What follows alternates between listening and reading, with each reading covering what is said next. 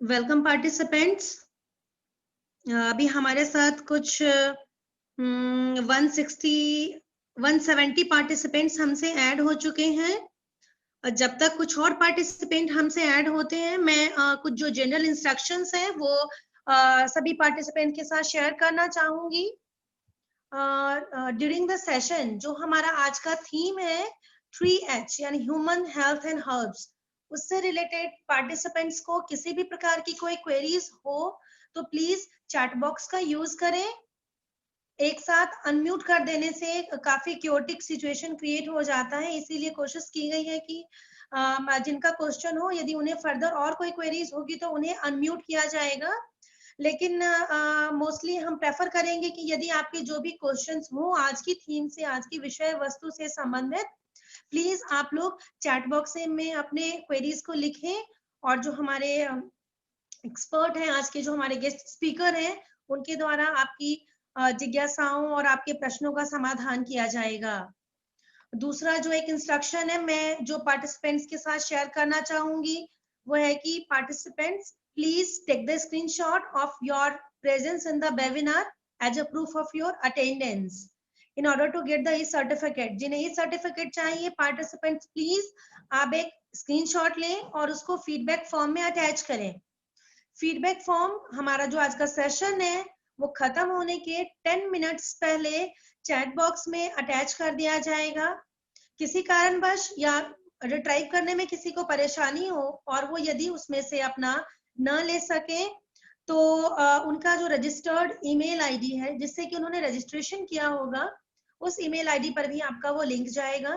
Please उस feedback form को भरें और उसमें स्क्रीनशॉट एक मैंडेटरी कॉलम है जिसको अटैच करना है, तो आप वेबिनार के दौरान स्क्रीनशॉट लेना ना भूलें। कई पार्टिसिपेंट्स लास्ट में ये क्वेरी लेके आते हैं कि हमने स्क्रीनशॉट नहीं लिया, अब क्या किया जा सकता है, तो इसीलिए प्लीज स्क्रीनशॉट लेना ना भूलें।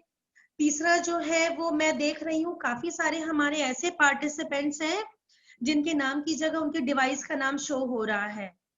प्लीज जब तक हम लोग अपने सेशन को शुरू नहीं कर लेते हैं, आप लोग अपने अपने आप को रीनेम कर लें, अपने डिवाइस की जगह अपना नाम वहां लिखें या फिर अपनी क्वेरी के साथ में अपना नाम लिखते हुए चैट बॉक्स में डालें ताकि नाम के साथ सवाल को रखा जा सके। और हमारे साथ अभी पार्टिसिपेंट ऐड हो रहे हैं, ऑलमोस्ट 195-200 पार्टिसिपेंट ऐड हुए हैं।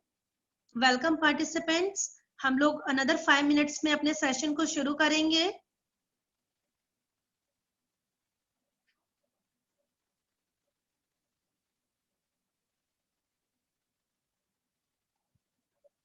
एक बार फिर से मैं सारे इंस्ट्रक्शंस को, क्योंकि हमारे साथ कई नए पार्टिसिपेंट्स ऐड हो रहे हैं, एक बार मैं फिर से सभी पार्टिसिपेंट के साथ में इंस्ट्रक्शंस को शेयर करना चाहूंगी। जो भी पार्टिसिपेंट्स को आज के किसी विषय वस्तु से, आज की विषय वस्तु जो कि 3H यानी ह्यूमन, हेल्थ एंड हर्ब्स, इस टॉपिक से रिलेटेड किसी भी प्रकार की कोई क्वेरीज हो तो प्लीज आप चैट बॉक्स का इस्तेमाल करें, उसमें आप अपनी क्वेरीज को लिख करके डालें। हमारे आज के एक्सपर्ट के द्वारा आपके उस प्रश्नों का, उस जिज्ञासा का समाधान किया जाएगा। पार्टिसिपेंट्स प्लीज आप अपना अपना स्क्रीनशॉट लेना ना भूलें। Please take the screenshot of your presence in the webinar as a proof of your attendance in order to get the e-certificate. Feedback form will be attached in the chat box and will also be emailed to you after the end of webinar. सभी लोग जिन्हें e-certificate चाहिए और जिन्होंने register किया है वो लोग अपना अपना एक स्क्रीनशॉट लें और उसे फीडबैक फॉर्म में अटैच करें। ये एक मैंडेटरी कॉलम होता है, इसीलिए स्क्रीनशॉट लेना जरूरी है। हमारे बहुत से ऐसे पार्टिसिपेंट हैं जिनके नेम की जगह में उनके डिवाइस का नाम शो हो रहा है, तो प्लीज पार्टिसिपेंट्स आप लोग सभी लोग कोशिश करें कि अपने अपने डिवाइस को रीनेम कर लें। अनदर 4 to 5 मिनट्स में हम लोग अपने सेशन को शुरू करेंगे।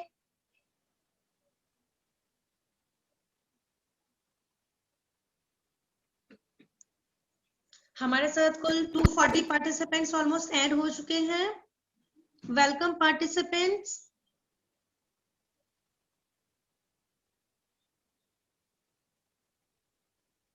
एक बार मैं वापस से अपने इंस्ट्रक्शंस को फिर से आपके साथ शेयर करना चाहूंगी।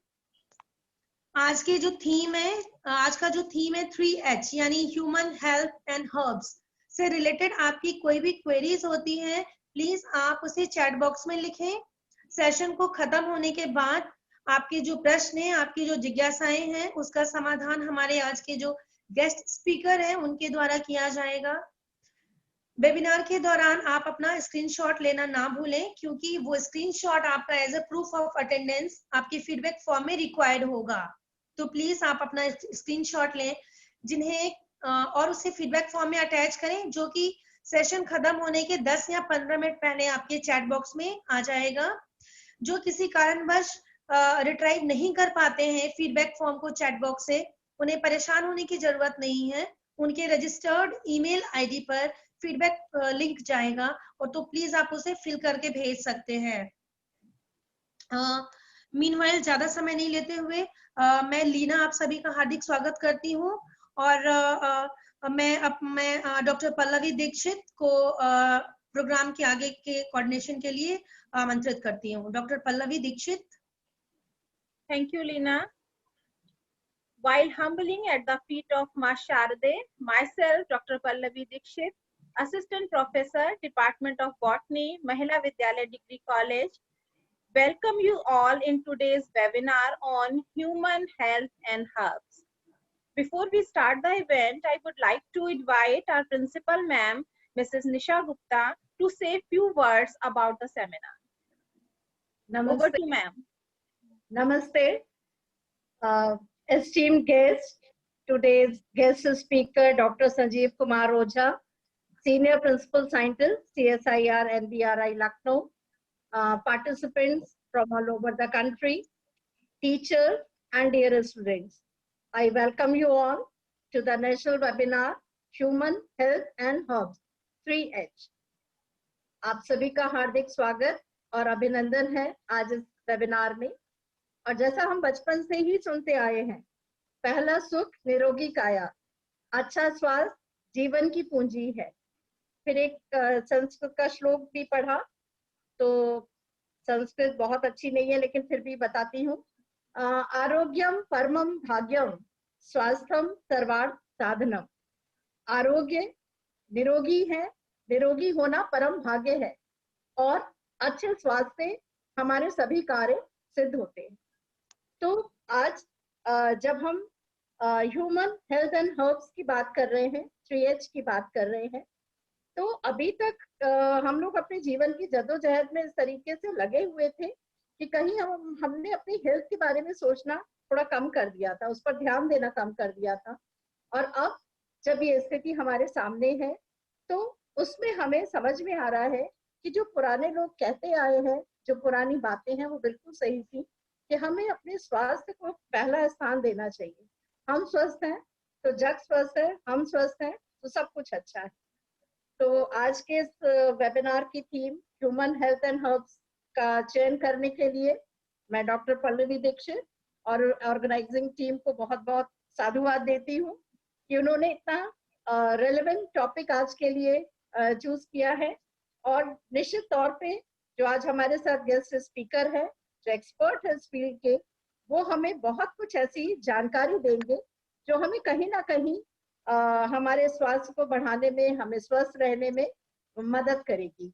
और जो ह्यूमन हेल्थ एंड हर्ब्स का जो इंटर रिलेशनशिप है, कैसे वो हमें हमारे लिए उपयोगी हो सकती है, इसके बारे में आज हम बहुत सारी जानकारी एकत्रित करेंगे। तो मैं बहुत ज्यादा समय ना लेते हुए फिर एक बार आप सबका बहुत बहुत स्वागत करती हूँ और मैं पल्लवी को इनवाइट करती हूँ कि वो आगे सेमिनार को लेके जाए। Thank you, ma'am. Thank you, ma'am. In India, since ancient time, medicinal plants have been used in the remedy of various diseases. Today, our country is going through asymmetrical situations where our life and health both are in crisis. We have stood at the crossroad where science and technology are feeling helpless, and we have only option left that to connect again with the nature. Now we are really able to understand the importance of conservation of nature. In present scenario, one thing is very clear, that if we want to live a healthy and safe life, we have to conserve our natural heritage and adopt a systematic, disciplined diet and lifestyle. It's really a matter of great privilege for us that today we have Dr. Sanjeev Kumar Ojha, Senior Principal Scientist, CSIR NBRI Lucknow, as our guest speaker. He has years of research work in said topic. Today, he will share his views and experiences with us. I hope that you all will benefit from his lecture.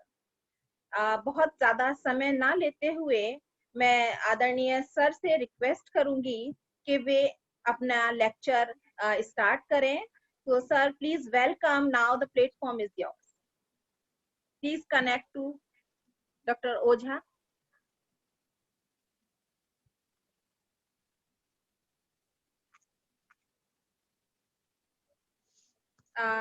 One more thing, I request all the participants, if you have any query, any question in your mind, you can ask through chat box at the end of the session.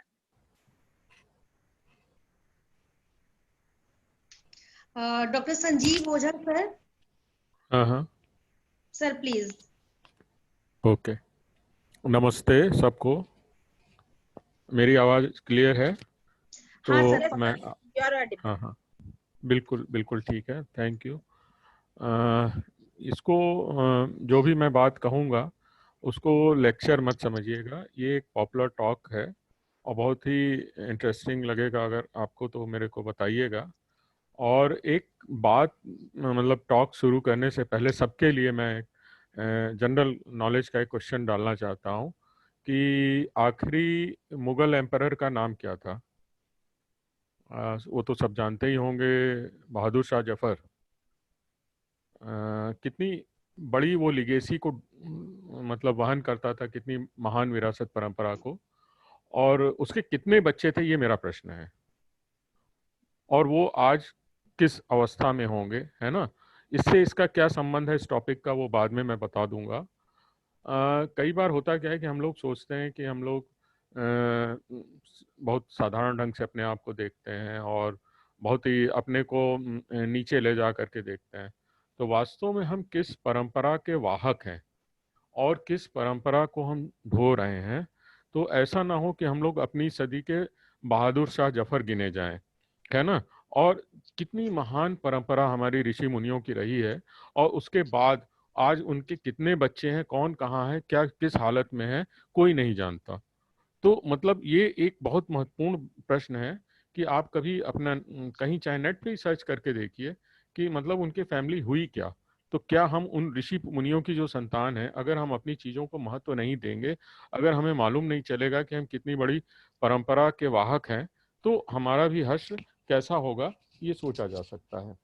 Primarily जो बात कहनी थी यहाँ पे, वो human health, ये एक साथ जुड़ा हुआ हो सकता है, और हर्ब्स. तो ह्यूमन हेल्थ और हर्ब्स के बारे में बात करते करते 2 H और मेरे दिमाग में आ गए. वो थे हैप्पीनेस एंड हार्मोनी. कि आपकी जब तक हेल्थ प्रॉपर नहीं होगी और उसमें बॉडी में सारे सिस्टम में हार्मोनी नहीं होगी, तो वो मतलब बैलेंस, हार्मोनी माने बैलेंसिंग एक्ट, है ना? कब आपको कैसा रहना है, बहुत गर्मी है तो ठंडा रहना है, ठंडे में है तो गर्म करना है, या भूख लगी है तो खाना खाना है, प्यास लगी है तो पानी पीना है. ये सारी चीज़ें वो उससे लिंक्ड हैं. और हैप्पीनेस बहुत इंपॉर्टेंट चीज़ है. अगर आप किसी समय खुश नहीं हैं तो वो बीमारी का कारण हो सकता है. जो डॉक्टर होते हैं, एक विलियम ऑसलर जी हैं, तो जिनको father of medicine, modern medicine भी कहा जाता है, उन्होंने कहा कि one of the first duty of physician is to educate the masses not to take medicine. मतलब क्या कि जो भी डॉक्टर है या चिकित्सक है, उसका पहला उद्देश्य ये होना चाहिए कि जनता को ये बताए कि वो दवाएं ना खाएं. क्यों? इसका भी उत्तर उन्होंने दिया कि जब कोई आदमी दवा खाता है तो उसको 2 बार रिकवर करना पड़ता है, एक बार बीमारी से और दूसरी बार दवा से, क्योंकि हम जानते हैं बहुत सारी ऐसी दवाएं हैं जिनके साइड इफेक्ट्स होते हैं. इस बात को आगे ले जाते हुए दलाई लामा कहते हैं कि मनुष्य जो है अपनी सेहत गंवा के पैसे कमाता है और फिर पैसे खर्च करके सेहत खरीदना चाहता है। जीता ऐसे है जैसे कभी मरेगा ही नहीं, और मर ऐसे जाता है जैसे कभी जिया ही नहीं। इसी बात को और आगे हम ले जाते हैं तो वहां पे चरक, आचार्य चरक हुए हैं हमारे, उन्होंने कहा कि सर्वम अन्य परित्यजः, थोड़ा सा संस्कृत है, मैं अनुवाद भी बताऊंगा, सब कुछ छोड़ करके, सर्वम अन्य परित्यजः, सब कुछ छोड़ करके शरीरम अनुपालयेत, शरीर की रक्षा करें, है ना। तद भावे ही भावानाम, तद भावे ही भावानाम माने उसके रहने, शरीर के रहने पे ही उसका वैल्यू है। सर्वभाव शरीराम, सब कुछ शरीर ही की वैल्यू है। आज ये बात बहुत ही महत्वपूर्ण हो गई है इस संदर्भ में कि हम किस रूप में इसको देखते हैं। अगर आज हम शरीर को छोड़ दें, अपनी बात करें, तो वो संभव नहीं है कि हमारा आज कोई मृत्यु हो जाती है तो कहते हैं बॉडी, नाम हमारा पहचान मिट जाती है। तो इसलिए हमें ये समझना पड़ेगा कि हमें शरीर की देखभाल करनी है। तो जो 400 साल का ये जड़ी बूटी या औषधि का इतिहास है, इसमें 2000 साल पहले, ईसा से 2000 साल पहले ये कहा गया कि ये आप जड़ी बूटी खा लीजिए। तो लोग जड़ी बूटी खा लेते थे, तो लोगों ने कहा अरे भाई इससे कुछ नहीं होगा, इसमें मैं मंत्र फूंक के देता हूँ तब उससे कुछ होगा। लोगों ने कहा कि भाई ये प्रार्थना तो अंधविश्वास है, जो दूसरे अपोजिट पार्टी वाले थे। फिर उसके बाद कहा मैं कुछ खास किस्म का एक ये पेय देता हूँ, पोषण देता हूँ, उसको पियो, वो उससे तुम ठीक हो जाओगे। कुछ दिन बाद पता लगा कि वो पोषण जो था या जो ये पीने के लिए पेय दिया गया, वो सांप का तेल था या बहुत किसी मरे हुए जानवर को उबाल करके बनाया गया कोई चीज बनाई गई। तो जब उससे लोगों को पता लगा तो उन्होंने कहा अरे ना ना ये मत पियो, इससे अच्छा है कि ये मैं गोली बना देता हूँ, ये तुम गोली खा लो। फिर वो कुछ दिन बाद पता लगा वो गोली काम नहीं कर रही, तो उन्होंने कहा ये एंटीबायोटिक खा लो। बाद में पता लगा एंटीबायोटिक्स भी पॉइजन है। और दूसरा अब वो है कि कभी कभी एंटीबायोटिक का रेजिस्टेंस हो जाते हैं तमाम सारे, और first generation, second generation, third generation, तमाम सारी एंटीबायोटिक्स नई नई बॉडी में आती जाती हैं, ज़्यादातर हेपेटोटॉक्सिक या नेफ्रोटॉक्सिक होती हैं। तो इन सब बातों को ध्यान में रखते हुए जब हम आगे चलते हैं तो हमें पता करना है कि हम कर क्या रहे हैं, हमारी जिंदगी है क्या। तो जिंदगी 3 चीजों पे हमारे आधार करती है, शरीर, मन और आत्मा पे। इसमें से एक भी कोई चीज अगर गड़बड़ हो जाए, चाहे शरीर या मन या आत्मा, अगर शरीर है और आत्मा निकल गई तो वो डेड बॉडी हो ही गई, है ना। और अगर उसमें मन खराब हो गया तो भी गड़बड़ है, और शरीर ही विकलांग हो गया तो भी हम पूरे नहीं हो सकते। तो ये एक तीनों का बैलेंस होना जरूरी है, जिसमें शरीर, मन और आत्मा। और शरीर के लिए हमें क्या चाहिए? शरीर के लिए हमें आहार चाहिए। मन के लिए क्या चाहिए? निद्रा। और फिर उसके आगे आत्मा के लिए हमें क्या चाहिए? ब्रह्मचर्य। ब्रह्मचर्य माने सिर्फ इतना नहीं है जो हम लोग सोचते हैं। ब्रह्मचर्य माने एक रेगुलेटेड लाइफ की बात करता है, एक गाइडेंस की बात करता है। फिर आगे हमारे लिए 4 तरीके के पुरुषार्थ बताए गए हैं, धर्म, अर्थ, काम और मोक्ष। इसका भी आधार जो है वो आरोग्य बताया गया। अगर कोई आदमी हेल्दी नहीं है तो 4 पुरुषार्थ वो अपने नहीं पा सकता। धर्मार्थ काम मोक्षाणाम आरोग्य मूल उत्तमम। ये चारों के लिए हमें स्वस्थ शरीर चाहिए ही। तो ये जो सारी चीजें हैं, इसको हम जब आगे और सोचते हैं तो हमारा शरीर कई सारे बॉडी टिश्यूज से बना होता है। आयुर्वेद में इनको 7 प्रकार से बताया गया, जिसमें plasma, blood, muscles, fat, bones, bone marrow and reproductive tissues. और उसके बाद फिर फाइनली एक चीज होती है कि ओज। ओज शब्द आया है कि जिसके अंदर जितना ओज होगा, ओजस्विता होगी, उसके अंदर सेंस ऑफ इम्यूनिटी या वो ज़्यादा होगा, और वो ज़्यादा वो मतलब बॉडी को, डिसीज को सहन करने की क्षमता रखेगा। तो ये सारी बातों को ध्यान में रखते हुए जब आयुर्वेद की डेफिनेशन दी गई कि स्वस्थ कौन है, तो उसमें एक शब्द आया प्रसन्न आत्मेंद्रिय मना, जिसका स्वस्थ मन जो है वो प्रसन्न है, और बाकी जो बॉडी के टिश्यूज हैं वो बैलेंस है। उसके लिए भी एक उन्होंने संस्कृत का श्लोक कहा, सम दोषा समाग्नि, जो मैंने हार्मोनी वाली बात कही पहले। तो ये सारी बात जब हम ध्यान में रखते हुए आगे बढ़ते हैं तो एक हमें यहाँ पे छोटी सी बात ध्यान में आ जाती है कि ये जो अपने भूटान नरेश जिग्मे सुंगे वांगचुक थे, तो उन्होंने इसको कहा कि हम लोग बजाय ग्रॉस डोमेस्टिक प्रोडक्ट से जो नेशनल वेल्थ को मेजर करते हैं, ग्रॉस हैप्पीनेस इंडेक्स देखा जाना चाहिए। तो वो एक बहुत महत्वपूर्ण बात है। खैर फिर वापस अपने मुद्दे पे आते हैं। फिर हम ये देखते हैं कि हम लोग जो खाते हैं उससे हमारा क्या प्रभाव पड़ता है, जो शरीर के लिए हम खाते हैं। तो एक हमारे अपने यहाँ ग्रंथ है छांदोग्य उपनिषद, तो उसमें लिखा है आहार शुद्धो सत्व शुद्धो सत्व शुद्धो ध्रुवा स्मृति, कि जो हम जैसा खाते हैं वैसा ही हमारा मन हो जाता है, वैसे ही हमारी मेमोरी हो जाती है, और उसी से हम लोग आगे चलते हैं। तो ये जो सारी बातें कही गई हैं, वास्तव में इन सब की शुरुआत होती कहाँ से है? क्या कोई इसका रेफरेंस ग्रंथ होगा? जब मैंने इसको बात को खोजने की कोशिश की तो मेरे को गीता का एक श्लोक मिला जो ये साफ साफ कहता है कि सारा बैलेंसिंग एक्ट या हार्मोनी वाली बात ये गीता के अध्याय 2 के 14वें श्लोक में मात्रा स्पर्शांतु कौन्तेय शीतोष्ण सुख दुग्धा करके आया है, जिसमें आदमी की जो अनुभूतियां हैं वो केवल शीत, उष्ण और सुख और दुख इन्हीं चारों में बटी हुई हैं। आपको कभी वही ठंडा अच्छा लगेगा, सुखकारी होगा, और कभी वो शीत जो है ठंडा दुखकारी होगा। कभी वही गर्मी आपको दुख दे रही होगी, कभी वही गर्मी आपको सुख दे रही होगी। ये इतनी बड़ी बात थी कि मैं समझना चाहता हूँ और बात भी करता हूँ कि ये एक बहुत बड़ी बात हो सकती है भारतीय दर्शन में, अद्वैत सिद्धांत में, जहाँ पे ये दो तरीके की बातें कहे करके उन्होंने सारी चीज सृष्टि की समष्टि को अपने भीतर समाहित कर लिया है और सारी चीजें इसके भीतर आ जाती हैं। फिर ऋग्वेद की बात आती है। ऋग्वेद कहता है वो सूर्यो आत्मा जगस्तु है, सूर्य ही इस जगत की आत्मा है। तो हम जो कुछ भी खाते हैं वो ऊर्जा आती कहाँ से? यहीं से वो प्रश्न आता है कि वो भाई हम जो खा रहे हैं उससे से ऊर्जा आ रही है, तो हमें हर काम करने के लिए ऊर्जा चाहिए, तो क्या करें? तो हम खाना खा लें। खाना क्या खाया? पौधा खाया। पौधे में ऊर्जा कहाँ से आई? पौधे में सूरज से आई ऊर्जा। तो सूरज से जो ऊर्जा आ रही है उसके बारे में रॉबर्ट एंड्रू मिलिकन, जिन्हें 1923 में नोबेल प्राइज मिला, उन्होंने बताया कि man will never have any other source than of energy than the sun. मतलब सूर्य के अलावा यहाँ पे कोई दूसरा रास्ता नहीं। तो सूरज कौन है? सूरज पता लगा कि ये एक स्टार है ना, जो कि ऊर्जा अपनी एमिट कर रहा है। तो इस ब्रह्मांड में कितने स्टार होंगे? उतने स्टार है ना, ट्विंकल ट्विंकल लिटिल स्टार हम लोग गाते हैं, तो उतने स्टार होंगे। तो वैसे ही सोचना पड़ेगा कि हम लोग कितने सारे ब्रह्मांड होंगे, कितने स्टार होंगे। जब हम अपना यत पिंडे यत ब्रह्मांडे तत्पिंडे वाली बात सोचते हैं या और बातें सोचते हैं, तो हम उसका वृहद रूप भी सोचते हैं कि बाहर जो है वैसा ही भीतर शरीर में भी है, शरीर में जो है वैसा बाहर भी है। तो वो सारी चीजें जब हम अपने दिमाग में रखते हैं तो हमारा जो हिंदू दर्शन है वो बहुत ही विस्तृत और विस्तारवादी हो जाता है। जो सूरज से ऊर्जा आई वो पौधों के माध्यम से किसी पदार्थ में कन्वर्ट हो जाती है। आइंस्टीन ने इसको E=mc² करके कहा। वहां पे क्या हुआ कि जब कभी पौधे से जो अन्न बना, कुछ अन्न हम लोग जो खा लेते हैं, एक तो वो होता है, कुछ हिस्सा वो होता है जो हम लोग पचा नहीं पाते, जिसमें सेलुलोजिक फाइबर्स तमाम सारे भूसा वगैरह होते हैं, उनको गाय खाती है। तो उसके लिए भी एक बात कह दी गई। चरी थी जो घास वन में, बन गया वो दूध गाय के थन में। इसका क्या मतलब हुआ? इसका मतलब ये हुआ कि वो सेकेंडरी प्रोसेसिंग सिस्टम है।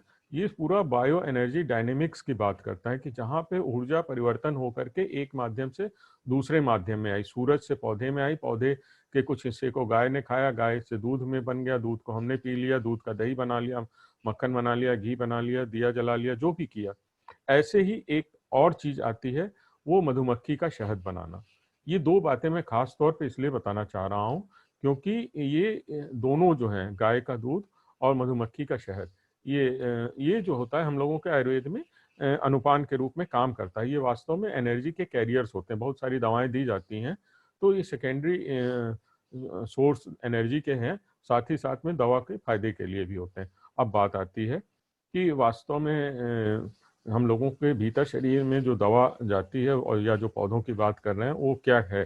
तो जो आहार की बात करते हैं अक्सर हम लोग, और पौधों में हमें क्या आहार है, क्या औषधि है, उसकी बात। तो आहार और औषधि दो चीजें जो हुई, तो एक तो हमारे हुए प्राइमरी मेटाबोलाइट्स जिनमें फैट, कार्बोहाइड्रेट और प्रोटीन होते हैं, ये प्राइमरी मेटाबोलाइट्स हैं। और जो सेकेंडरी मेटाबोलाइट्स हैं जिसमें फ्लेविनॉइड्स, अल्कलॉइड और टैनिन्स, ये सारी चीजें आती हैं, वो सारे सेकेंडरी मेटाबोलाइट्स होते हैं। जैसे कि इस पे उदाहरण मैं अक्सर देता हूँ, गन्ने का रस। तो गन्ने का रस हम एक गिलास पीते हैं, और अदरक का रस, हम एक गिलास नहीं पीते हैं, हम लोग उसको एक चम्मच पीते हैं। अगर हम गन्ने का रस एक चम्मच पिए तो उससे पेट नहीं भरेगा, और अगर हम अदरक का रस एक गिलास पी लें तो हमारे शरीर को नुकसान करेगा। तो वहां पे समझ में आता है गन्ना क्या है। गन्ना आहार है, और जो अदरक का रस है वो औषधि है। इसका एक हमारे यहाँ आयुर्वेद में समुच्चय किया गया, इसको कहते हैं आहार औषधि समुच्चय। ये कैसे होता है इसकी बात आगे और बताता हूँ। और जिसमें कि ये बात आती है कि आहार औषधि समुच्चय में कि जैसे बैगन है, पालक है, मेथी है, इसको मेथी से मतलब छौंका जाता है। तो बैगन पालक जो स्टफ है वो मतलब आहार में है, और जो मेथी मसाले के रूप में डाली जाती है वो उसमें औषधि का भी काम करती है। ऐसे तमाम सारी चीजें, लौकी तोरई को हम जीरा से छौंकते हैं, तमाम सारी चीजें, परवल को काली मिर्च या जीरा से छौंकते हैं, है ना। तो सरका तमाम कॉफी को सारे ऐसे कितनी हैं प्लांट को कहते कि हैं? हम जिसमें घुइयां या अरवी को अजवाइन से, और दाल दाल हाँ, दाल बहुत महत्वपूर्ण है, प्रोटीन का है, उसको हम हल्दी डालते हैं। तो ये हमारी संस्कृति में ही है कि आहार औषधि समुच्चय, हम उसको मिला जुला के खाते हैं। अभी हाल ही में कुछ समय पहले मकर संक्रांति हुई थी, जिसमें हम लोगों ने गुड़ और तिल का सेवन किया था। तो उसमें गुड़ जो है आहार है, तिल जो है औषधि है। ऐसे ही बच्चा होने के बाद हल्दी और सौंठ और मेवे के लड्डू बनते हैं। तो हल्दी और सौंठ जो है वो औषधि का हिस्सा है, और बाकी चीजें उसमें वो आहार के रूप में आ जाती हैं। तो ये सारी बातों को जब हम समझते हैं तो वास्तव में हम एक चीज और मुख्य रूप से पाते हैं कि ये आखिर हम लोग हैं क्या, बने किस तत्व से हैं। तो जब ये बात आती है कि हम लोग किस तत्व से बने हैं, तो उसमें आते हैं हमारे 3 मुख्य तत्व हैं और एक आनुषंगिक तत्व है, ऑक्सीजन, कार्बन, हाइड्रोजन और नाइट्रोजन। ये केमिकल स्टोरी लाइन का एक पेपर था जो मैंने बहुत पहले पढ़ा था, देखा था उसको। तो उससे मेरे को पता लगा कि हम लोग एक सर्टेन रेशियो में ऑक्सीजन, कार्बन, हाइड्रोजन और नाइट्रोजन है। अब बड़ी गलत बात हो जाती है, यहाँ लोग कहते हैं कि हम हिंदू हैं, मुसलमान हैं, फलाना है, धमाका है। हम लोग कुछ नहीं है, हम लोग सिर्फ यही हैं, ऑक्सीजन, कार्बन, हाइड्रोजन और नाइट्रोजन, क्योंकि इन्हीं से हमारा शरीर बना है, इन्हीं से शरीर हमारा पोषण होना है, और एक स्थिति के बाद हम लोग यही में इसी में मिल जाएंगे। तो ऐसी ही स्थिति होती रहती है। इसके बाद एक बात बहुत महत्वपूर्ण आती है कि हमारा जो शरीर है वो जो ऊर्जा प्राप्त करता है, क्या वो सूरज के अलावा भी है? हाँ हाँ बिल्कुल, है ना। हमारा तो कहावत ही है, क्षिति जल पावक गगन समीरा। तो उसमें क्षिति जल पावक गगन समीरा, तो उसमें पृथ्वी का भी हिस्सा है। तो बहुत सारे जो पौधे उगते हैं वो जमीन पे ही उगते हैं। तो जमीन में जो हमारे पोषक तत्व होते हैं वो हमारा पौधा लेता है, और सूरज से ऊर्जा लेता है, उसको हम पानी देते हैं, और हवा उसके साथ मतलब एक्सचेंज होता है, जिसमें वो कार्बन डाइऑक्साइड लेता है, ऑक्सीजन छोड़ता है, तमाम सारी चीज़ें आपको मालूम है। फोटोसिंथेसिस की प्रोसेस होती है, और उसके बाद वो एडीपी से एटीपी में कन्वर्ट होकर के और किसी फॉर्म में स्टोरेज वाली जगह पे, जिसके जड़ में जगह हुई, आलू के जैसे है कि वहाँ इकट्ठा हो गया, टमाटर है तो ऊपर आ गया, तो ये सारी बातें फल में आ गया, तो वो हो जाता है। लेकिन वो वही तत्व लेगा जो जमीन में मौजूद होंगे, है ना। तो कई बार हम लोग मिट्टी को भी इग्नोर कर जाते हैं, धरती को इग्नोर कर जाते हैं। उसको भी इग्नोर नहीं करना है, वो बहुत महत्वपूर्ण अंश है। जितना सूर्य महत्वपूर्ण है, जितना पानी महत्वपूर्ण है, जितना हवा महत्वपूर्ण है, उतना ही धरती भी महत्वपूर्ण है। अच्छा, अब आगे एक बात और थोड़ी सी जोड़ता हूँ यहाँ पे। कुछ लोग, बहुत सारे हम लोगों के साथ बैठे होंगे, कुछ लोग दुबले भी होंगे, कुछ लोग मोटे भी होंगे। तो अक्सर होता क्या है कि हम लोग जो खा रहे हैं उसमें सारा पोषण तत्व है या नहीं, इसकी बात को ध्यान में नहीं रखते हैं, और बस खाते रह जाते हैं। तो खाते रहने से क्या होता है कि अक्सर हम लोग मोटे हो जाते हैं। तो मोटे होने से क्या हो जाता है कि ये तरह के तरीके की भी मेटाबॉलिक डिसऑर्डर्स हो जाते हैं, ओबेसिटी हो जाती है, टाइप 2 डायबिटीज़ हो जाती है ना। तो ये सारी बीमारी को हम इनवाइट कर लेते हैं। तमाम सारे हम लोगों के स्कूल हैं, जैसे अभी आपका स्कूल है या तमाम और स्कूल होंगे, तो मेरे को लगता है अटेंडेंस के साथ ही वहाँ पे एक गेट पे वेइंग मशीन भी होनी चाहिए, जिसमें जो बच्चा आ रहा है उसका वजन लिया जाए और देखा जाए, रिकॉर्डिंग रखी जाए कि एक सर्टेन इंटरवल में उसका वजन बढ़ रहा है या घट रहा है, उसके अनुरूप उसको सही सलाह दी जा सके। कई बार क्या होता है कि हम आलू, चावल, चीनी, चिकनाई के चक्कर में पड़ के मोटे हो जाते हैं, तमाम सारे मैदा वाले चीज़ें और मॉडर्न फूड्स खा करके। ऐसे ही देखते हैं कि कई सारे अंडर नरिश्ड लोग भी हैं, जिनको की तमाम तरीके की चीज़ें नहीं मिल पा रही हैं या पोषण से उनका पूरा नहीं होता, वो एनीमिक हो जाते हैं, डेफिशिएंसी डिसऑर्डर्स हो जाते हैं, और डायरिया, डिहाइड्रेशन और इस तरीके के इन्फेक्शन, तमाम सारे, इम्यूनिटी लो हो जाती है। तो हमें इन दोनों के बीच में बैलेंस बनाने के लिए क्या करना है, हमें आहार को अपने संतुलित रखना है। ये संतुलित आहार का कार्यक्रम जो है, ये चाणक्य की नीति, कौटिल्य के अर्थशास्त्र में एक जगह पे मिला, जिसमें कि उन्होंने बताया कि कितना लगभग भात प्रतिदिन के हिसाब से 700 ग्राम तक भात, और दाल जिसे सूप कहा उन्होंने, वो 175 ग्राम तक, ग्राम में नहीं था उस समय की जो मात्रा चलती थी, प्रस्थ, कुड़ाव और इस ढंग से था, थोड़ा सा नमक और थोड़ा सा घी और तेल, इस ढंग से उस समय के हिसाब से मोटा मोटा उन्होंने बना दिया कि कार्बोहाइड्रेट, फैट और प्रोटीन, तीनों चीज़ें चली जाएं। तो जब ये तीनों चीज़ें हमारी चली जाएंगी तो हम एक स्वस्थ भी रहेंगे और साथ ही साथ में जो हमारे शरीर की ऊर्जा की आवश्यकता है उसको भी पूरा करेंगे। इसी के साथ मैं अब थोड़ी सी बात जड़ी बूटी के ऊपर बात करता हूँ। जड़ी बूटी जो क्या होती है, जड़ तो वो होती है जो जमीन के भीतर होती है, और बूटी क्या है, जो पत्ता हरा होता है ना, उसकी बात होती है। अक्सर हम लोग पिक्चरों में गाना एक सुनते थे, पत्ता पत्ता बूटा बूटा हाल हमारा जाने है। खैर आगे चलते हैं। तो वो जड़ी बूटी जो होती है, दो चीज़ें इसमें मुख्य आ जाती हैं कि एक तो वो जिनकी खेती की जाती है, एक वो जिनकी प्राकृतिक रूप से जो पाई जाती है। खेती किनकी की जाती है? जिनकी मांग ज़्यादा होती है, जिनकी आवश्यकता ज़्यादा है, पूर्ति कम है। तो ये शुद्ध शुद्ध व्यावसायिक मामला हो जाता है कि जिसमें हम लोग कम और ज़्यादा के हिसाब से उसको कर सकते हैं। तो इसके अलावा जो प्राकृतिक रूप से पाई जाती हैं तमाम सारी गिलोय, पुनर्नवा और लटजीरा, तमाम सारी चीज़ें जो खेती बाड़ी में खरपतवार के रूप में होती हैं, उनकी उतनी आवश्यकता नहीं होती, लेकिन वो हमारा प्रकृति सबका पूरा कर देती है। तो इनका कैसे हम लोग इस्तेमाल करते हैं? दो तरीके से कर सकते हैं, जैसे कि कच्ची औषधि का प्रयोग या उसको हम लोग दवा बना करके। इसी सब के दवा बनाने के तमाम सारे तरीके हैं जो हम लोगों के आजकल जैसे चलता है ना, चूरन पी खा लें, काढ़ा पी लें, और तमाम सारे च्यवनप्राश आता है, गोली आती है, आसवारिस आते हैं। ये सब एक प्रिपेयर्ड फॉर्मुलेशंस हैं। तो कुछ चीज़ों के लिए घर में भी बन सकता है, कुछ चीज़ें ऐसी हैं जो बाजार में बन सकती हैं, या उसके लिए हमें एक फैक्ट्री चाहिए होती है, आदमियों के एफर्ट की ज़रूरत होती है। अब अपनी बात हम जहाँ से शुरू करना चाहते हैं, अभी तक तो भूमिका ही बांध रहे थे, पौधों के बारे में थोड़ी सी बात करनी थी, हर्ब्स के बारे में। हम लोगों के पास सबसे one of the most important herb जो हमारे यहाँ होती है वो आंगन में होती है, और सब लोग उसको जानते हैं, है ना। मैं उसका नाम भी बता दूंगा। तो मैं उसका नाम ऐसे कहना चाहता हूँ, अतुल्यसी। अतुल्यसी माने जिसकी तुलना ही ना की जा सके, है ना। उसको, अतुल्यसी को ही उन्होंने तुलसी कहा बाद में। फिर क्या हुआ, ये तुलसी इतनी महत्वपूर्ण कैसे हो गई? ये बहुत महत्वपूर्ण प्रश्न है। कभी आप अपने से पूछना कि इस देश में जहाँ क्रिकेट को खेला जाता है, ये सचिन तेंदुलकर इतना महान कैसे हो गया? कोई बात आप अपने दिमाग में सोचिए। सचिन तेंदुलकर वास्तव में गॉड गिफ्टेड है। वो 2.5 साल की उम्र से क्रिकेट खेलना शुरू किया। हाई स्कूल पास करना जरूरी नहीं है, लेकिन फिर भी वो आज क्रिकेट की दुनिया का देवता कहलाता है। ऐसे ही ये पौधा तुलसी, ये भी गॉड गिफ्टेड है ना। तो इसके बारे में एक जगह आया है, तुलसी तुलसी ही रहती जो वन की घास, भई कृपा रघुनाथ की हो गई तुलसीदास। तो दो चीजें आ जाती है कि जब तक भगवान के इसमें गॉड गिफ्टेडनेस नहीं होगी, तब तक कोई भी पौधा इतना इंपॉर्टेंट नहीं हो सकता। अब आप उस ऋषि मुनि के बारे में, अपनी जो मैंने लिगेसी वाली बात कर रहा था, कल्पना करिए कि वो ऋषि कितना महान होगा जो जंगल से एक पौधे को उठा के लाया और उसने घर में स्थापित कर दिया। और सिर्फ इतना नहीं है कि स्थापित ही किया, वो कितने सारे रोग दोष का नाशक है, और उसको हमारे रिचुअल्स में, तमाम सारे पूजा पाठ में उसको जोड़ दिया, और हमारे लिए उसको कितना महत्वपूर्ण बना लिया, है ना। भगवान को हम प्रसाद भी चढ़ाते हैं। हाँ। तो वो क्या है कि जब तक उसमें तुलसी दल नहीं डालेंगे तब तक पूरा नहीं होगा। और साथ ही में जब हम लोग किसी आदमी को मृत्यु हो जाती है तो उसमें गंगा जल और तुलसी दल भी देते हैं, तभी उसको मुक्ति मिलती है।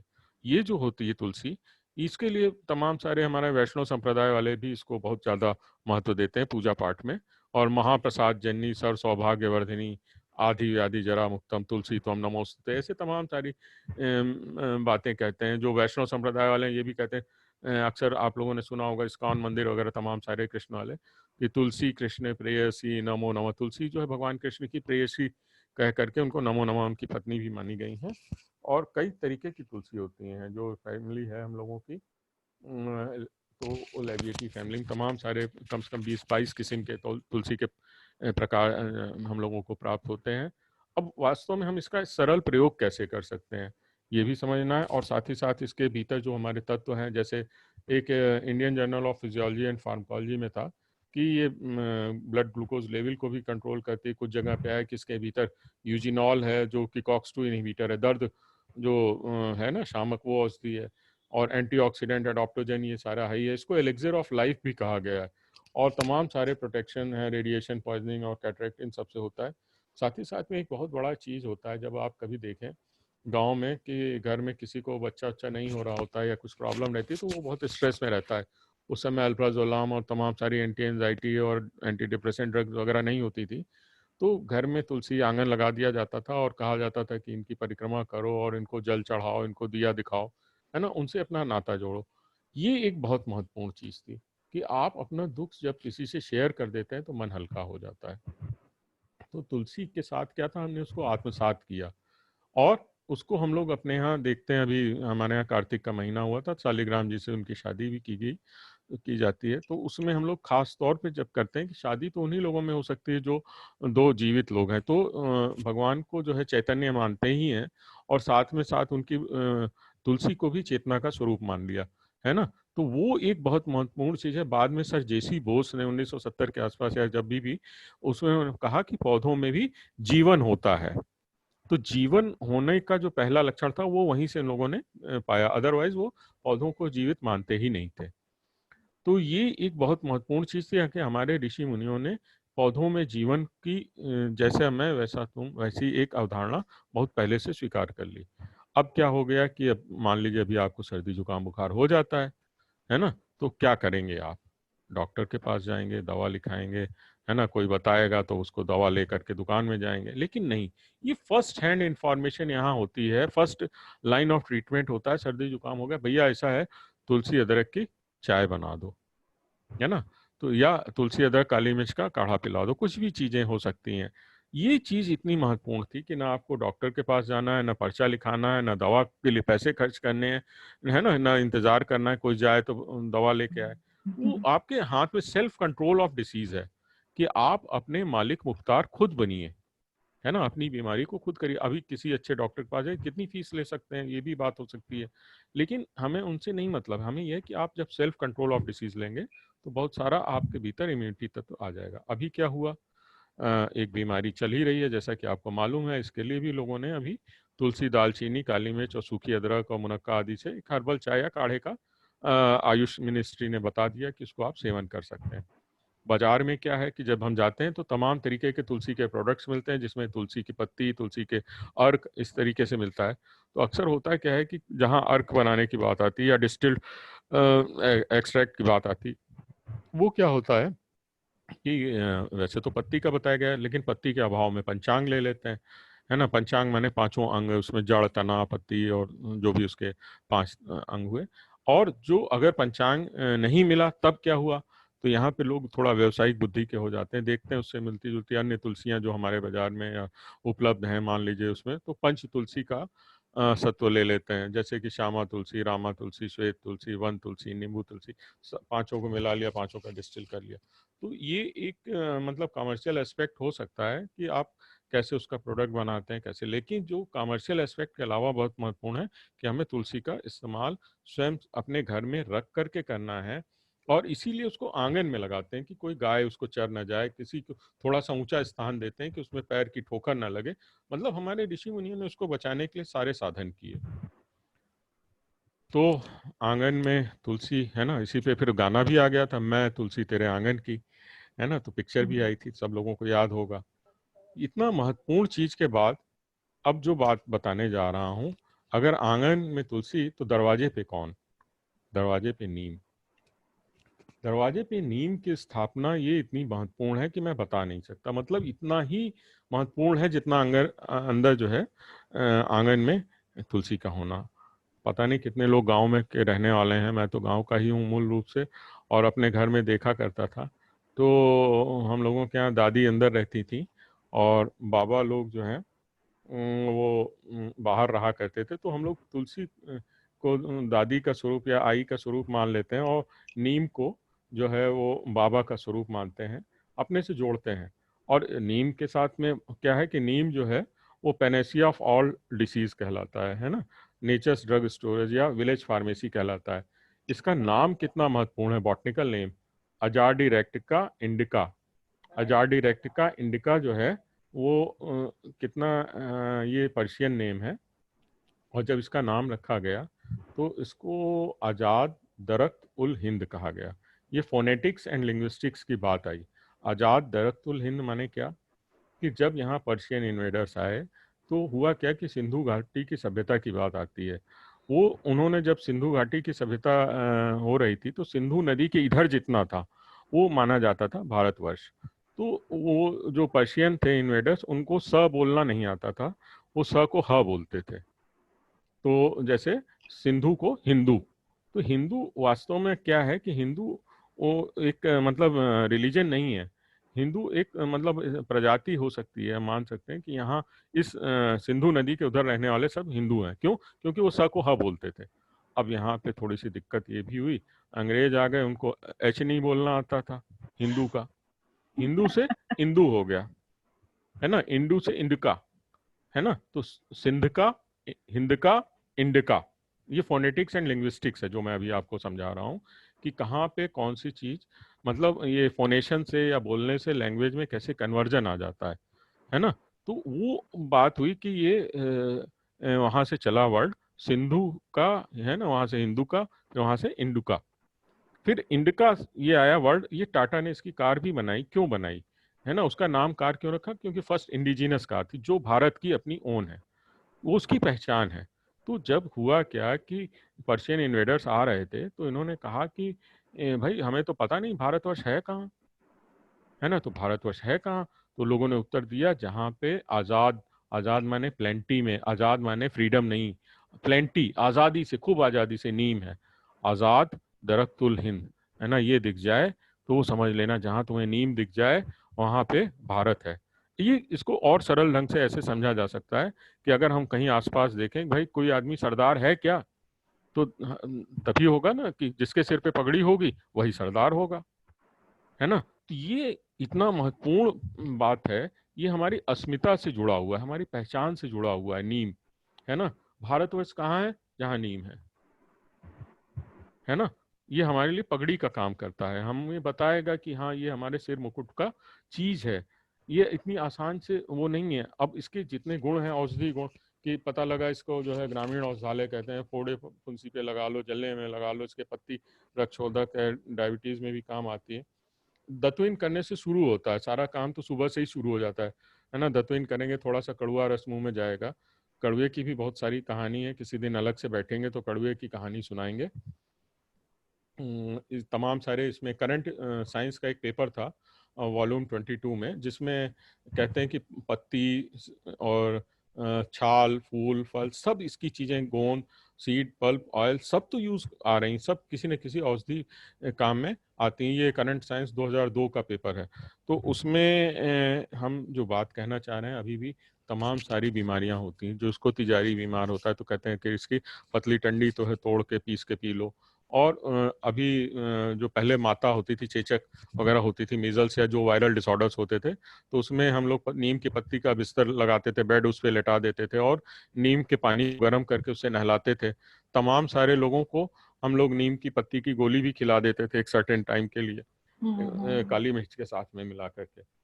या कहीं फोड़ा फुंसी तो नीम की छाल या चैली उसको कहते हैं, उसको घिस करके लगा दिया जाता था। तो ये एक तरीके से, मतलब आपके पास देखिए, अंदर तुलसी को उन्होंने दे दिया, सर्दी जुकाम बुखार टेंशन तनाव को दूर कर देगी, बाहर को नीम दे दिया जो आपके लिए तमाम सारी चीजें कर देगी। तो ये एक कैसा, मतलब ये होलिस्टिक अप्रोच है। यहाँ पे मैं एक नाम आपको विशेष रूप से जिक्र करूंगा, जो लोग बॉटनी पढ़ रहे हैं, पैट्रिक जिडेस। पैट्रिक जिडेस आप लोग नाम लिख सकते हैं, भूल जाएंगे, है ना। पैट्रिक जिडेस भी एक बॉटनिस्ट या जूलॉजिस्ट, बायोलॉजिस्ट था, हाँ, रादर देन बॉटनिस्ट, बायोलॉजिस्ट था, जिसने की टाउन प्लानिंग की। तो वैसे ही हमारे किसी ऋषि मुनि ने एक ये होम की प्लानिंग की कि अंदर आंगन में तुलसी और बाहर नीम होना चाहिए। और ये नीम के साथ में एक चीज और जुड़ती है, अक्सर हम लोग अक्सर नाम सुनते हैं, पेपर में आता है कि सल्फास करके नाम आता है। सल्फास अच्छे शब्दों में तो आता ही नहीं। ज़्यादातर लोग पेपर में नाम आता है सुसाइड पिल के रूप में, कि लोगों ने खा के जान दी। ये गेहूं की रक्षा करने के लिए, या गेहूं में कीड़े ना लगे उसके लिए होता था। हमारे यहाँ नीम इतना मतलब निरापद, निरापद शब्द है संस्कृत का, जो उसमें कोई उसमें प्रॉब्लम ही नहीं है, कि वो रख दिया जाता था और गेहूं उसमें सुरक्षित रखते थे, और गेहूं साफ सुरक्षित भी रहता था, और कभी भी वो कीड़े नहीं लगते थे।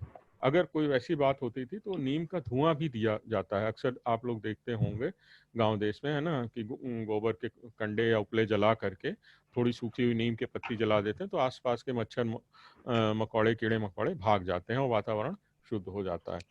तो ये एक इतना महत्वपूर्ण डिस्कवरी है जो हमारे ऋषि मुनियों ने किया, और हम लोग इसको, वही चीज़ मैं कह रहा हूँ कि ऐसा ना हो कि हम सब बहादुर शाह जफर के लड़के या पोते बन जाएं, कि अपनी महान विरासत को भूल जाएं।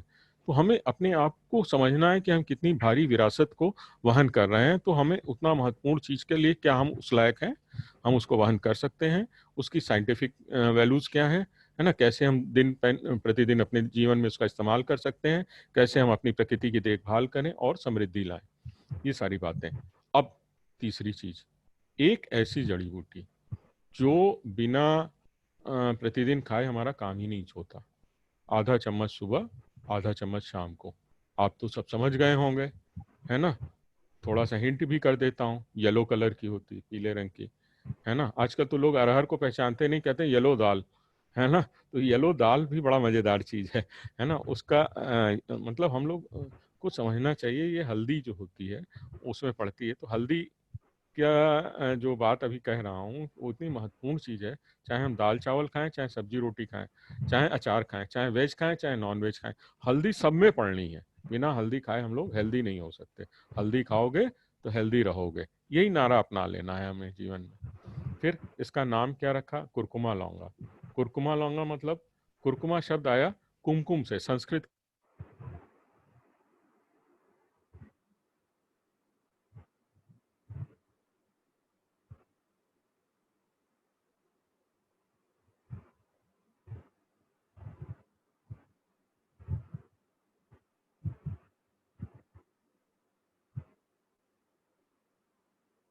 कुम शब्द से। मैं बार बार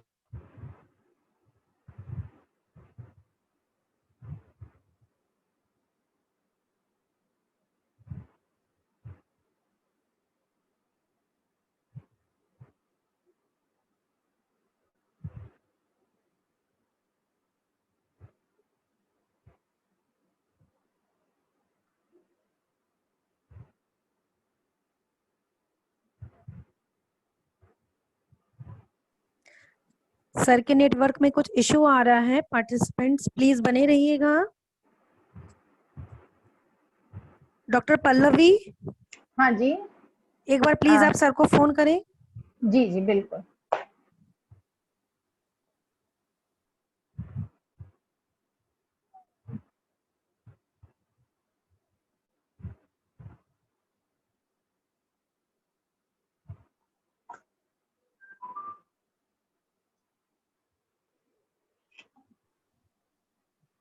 आप लोग हमारे साथ बने रहिए, कुछ नेटवर्क में प्रॉब्लम है, अभी ये सॉर्ट आउट हो जाएगी।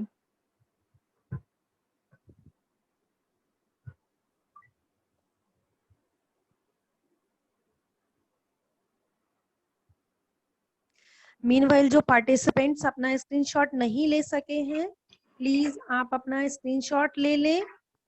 और काफी सारे क्वेरीज आपके आ रहे इसमें हैं कुछ कि प्रॉब्लम आ रही है नेटवर्क में? पार्टिसिपेंट्स को फीडबैक हाँ फॉर्म देखिए, नहीं वो मिला है आप और ऑडिबल भी सर्टिफिकेट नहीं है और नहीं विजिबल भी मिला अब है। नहीं आ रहा है। तो मैं पार्टिसिपेंट्स को ये बताना चाहती हूँ कि जिन लोगों ने रजिस्ट्रेशन किया होगा उनके पास ही फीडबैक फॉर्म उनके रजिस्टर्ड ईमेल आईडी पर जाएगा। कई लोग रजिस्टर नहीं कर पाते हैं और वो डायरेक्टली यहाँ पर जो आईडी प्रोवाइड की जाती है तो वो डायरेक्टली ज्वाइन करते हैं। उनके इस कंफ्यूजन को दूर करूंगी मैं, और बताना चाहती हूँ कि जो लोग रजिस्टर्ड नहीं होते हैं किसी कारणवश, उन्हें ई सर्टिफिकेट नहीं दिया जा सकता है। और परंतु वे जो हमारा सेशन है और हमारे जो गेस्ट स्पीकर हैं उनसे वो निश्चित तौर से लाभान्वित हो सकते हैं। नीना प्लीज देखिए क्या सर कनेक्ट हो रहे हैं हम लोग के साथ? ओके श्योर, मैं एक बार वापस से सर चेक करूंगी।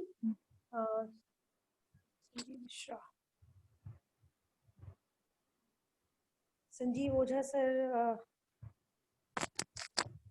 हाँ सर, हमसे वापस से कनेक्ट हो चुके हैं। आप सबसे माफी चाहूंगी थोड़ी देर के लिए, हमारा क्योंकि ये चीजें हमारे कंट्रोल में नहीं है, थोड़ी बहुत प्रॉब्लम नेटवर्क के संग लगी रहती है। तो प्लीज अब आप लोग फिर से सर से जुड़ सकते हैं। लीना प्लीज सर को कनेक्ट कर सर दीजिए। हमसे कनेक्ट हो चुके हैं पल्लवी, प्लीज आप एक बार सर को वापस से फोन करें और उन्हें रिमाइंड करें कि सर ने अपनी तरफ से म्यूट कर रखा है, प्लीज एक बार वो अनम्यूट करें। ठीक है, ओके।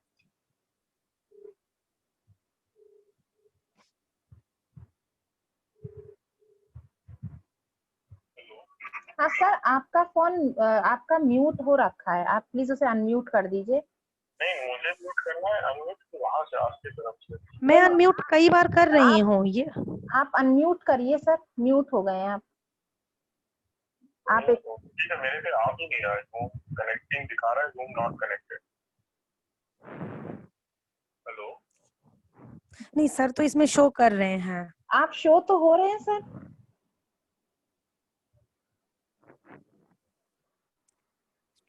अच्छा, तो आप कनेक्ट नहीं हो पा रहे हैं।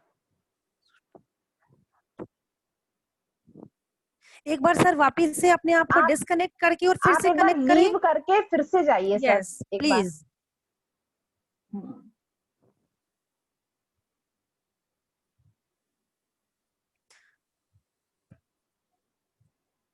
पार्टिसिपेंट्स तब तक मुझे पूरी उम्मीद है कि सर का जो हमारा सेशन चल रहा था बहुत ही इंटरेस्टिंग था, और सर जिस तरीके से हम लोगों को एग्जाम्पल्स दे रहे थे, और मुझे लगता है जो लोग बॉटनी बैकग्राउंड के नहीं हैं उनके लिए भी ये लेक्चर बहुत इंटरेस्टिंग था। और नीम का नाम, नीम का जो बोटेनिकल नेम है वो कैसे आया, तुलसी, अतुल्य से तुलसी, तो इस तरह से जो सर एग्जाम्पल्स हमारे सामने लेकर के आ रहे हैं ये चीजों को बहुत ही इंटरेस्टिंग बना रहा है। और सर का लेक्चर मुझे उम्मीद है सर बहुत जल्द हमसे जुड़ जाएंगे, क्योंकि सर का लेक्चर जब तक पूरी तरीके से हम लोग सुन नहीं लेंगे। डॉक्टर पल्लवी नाम क्या है हमारे resource person? Doctor Sanjeev Kumar Ojha. Sanjeev sir, Sanjeev Kumar Ojha, okay. Chat box में मेरे पास फिर से सर हमसे ऐड हो चुके हैं और हम कोशिश कर रहे हैं सर को कनेक्ट करने का। इसी बीच में कुछ सवालों के जवाब देना चाहूंगी। बहुत से पार्टिसिपेंट चैट बॉक्स के थ्रू पूछ रहे हैं कि वो रजिस्टर्ड हैं, पर इस सेशन का उनके पास कोई मेल नहीं आया है, तो इसका मेल आपके पास नहीं आएगा अगर आपने रजिस्ट्रेशन लिंक भरते समय। डॉक्टर संजीव ओझा हमारे साथ फिर से एक बार जुड़ चुके हैं सर। ओके ओके, क्या आप सुन पा रहे हैं? हाँ हाँ बिल्कुल बिल्कुल सर प्लीज, हम लोग सभी पार्टिसिपेंट्स आपका वेट कर रहे हैं। हाँ, मैं कंटिन्यू कर रहा हूँ। तो जो मैं बात यहाँ कह रहा था, हल्दी के बारे में हम लोग बात कर रहे थे। हेलो जी सर, आप सुना, आप यू आर ऑडिबल प्लीज। हाँ, तो मैं हल्दी के बारे में बात कर रहा था। तो हल्दी को हम लोगों ने सबसे महत्वपूर्ण जैसे माना, तो ऋषि मुनि थे हमारे, उन्होंने आंगन में तुलसी, दरवाजे में नीम और किचन में मतलब रसोई में हमारे हल्दी की स्थापना की। ये इतना महत्वपूर्ण बात आई हल्दी की स्थापना वाली बात, जो मैंने कहा कि इसके नित्य प्रयोग डेली खाने लायक है, और डेली खाएंगे, हल्दी खाएंगे तभी तो हेल्दी रहेंगे। और कम से कम जितना मुझे मालूम है, कम से कम 40 रोग ऐसे हैं जो कि हल्दी खाने से ठीक होते हैं। तमाम तरीके की चीज़ें होती हैं जिसमें कि हम लोग हल्दी का इस्तेमाल करते हैं। हल्दी चंदन के गुण इसमें समाये, एक टैगलाइन थी, आप समझ सकते हैं, सुंदर दिखने के लिए। इसके साथ हल्दी सौंठ का इस्तेमाल गठिया में, हल्दी आंवले का इस्तेमाल डायबिटीज़ में, और हल्दी और चूने का और शहद का इस्तेमाल करते हैं मोच में लगाने के लिए। तमाम सारे ऐसे हल्दी के प्रयोग हैं। हल्दी और सौंठ का हम लोग लड्डू भी बना के खा लेते हैं। तो ये एक हल्दी एक ऐसी चीज़ है जो हल्दी खाएंगे तो ठीक रहेंगे, और हल्दी लगाने का भी। तो दो चीज़ इसमें हमें समझ में आती है। जो बात हम यहाँ बताना चाहते हैं कि एक्सटर्नल वर्सेस इंटरनल यूज़, दोनों इसका इस्तेमाल हो सकता है। शादी में हम लोगों की एक हल्दी की रस्म भी डाल दी गई कि जिसमें आदमी सुंदर तो दिखे ही दिखे, साथ ही साथ डिसइंफेक्ट करे अपनी बॉडी को। तो जो हम लोगों के यहाँ हल्दी की रस्म होती थी हिंदुओं में या ऋषि मुनियों के द्वारा, तो वो बहुत महत्वपूर्ण रस्म है कि जिसमें हम ये समझते हैं कि दो शरीर मिलके एक होने जा रहे हैं, तो दोनों को एक दूसरे की त्वचा की बीमारी ना लगे, तो अपने आप को डिसइंफेक्ट करते हैं। तो डिसइंफेक्ट करने के लिए वो हम लोग अपना हल्दी के लेप करते थे, लगाते थे। और साथ ही साथ तमाम तरीके की और भी चीज़ें हैं कि जैसे मान लीजिए चोट लग गई तो हम हल्दी दूध पी भी सकते हैं, जिसकी वजह से हल्दी का जो एंटी इन्फ्लेमेटरी गुण है वो काम आता है। आज की डेट में कुरकुमिन नामक एक तत्व इसमें पाया जाता है, जिसका आज के वर्तमान में बहुत ही ज़्यादा इस्तेमाल होने लगा है जड़ी बूटी या दवाई के रूप में। लेकिन मेरा अपना ये भी मानना है कि टोटलिटी में ही लेना सही रहता है, कि हम लोग हल्दी को समग्रता के रूप में लें और जैसे इस्तेमाल करते हैं वैसे ही इस्तेमाल करें। साथ में एक घरेलू उपयोग भी है।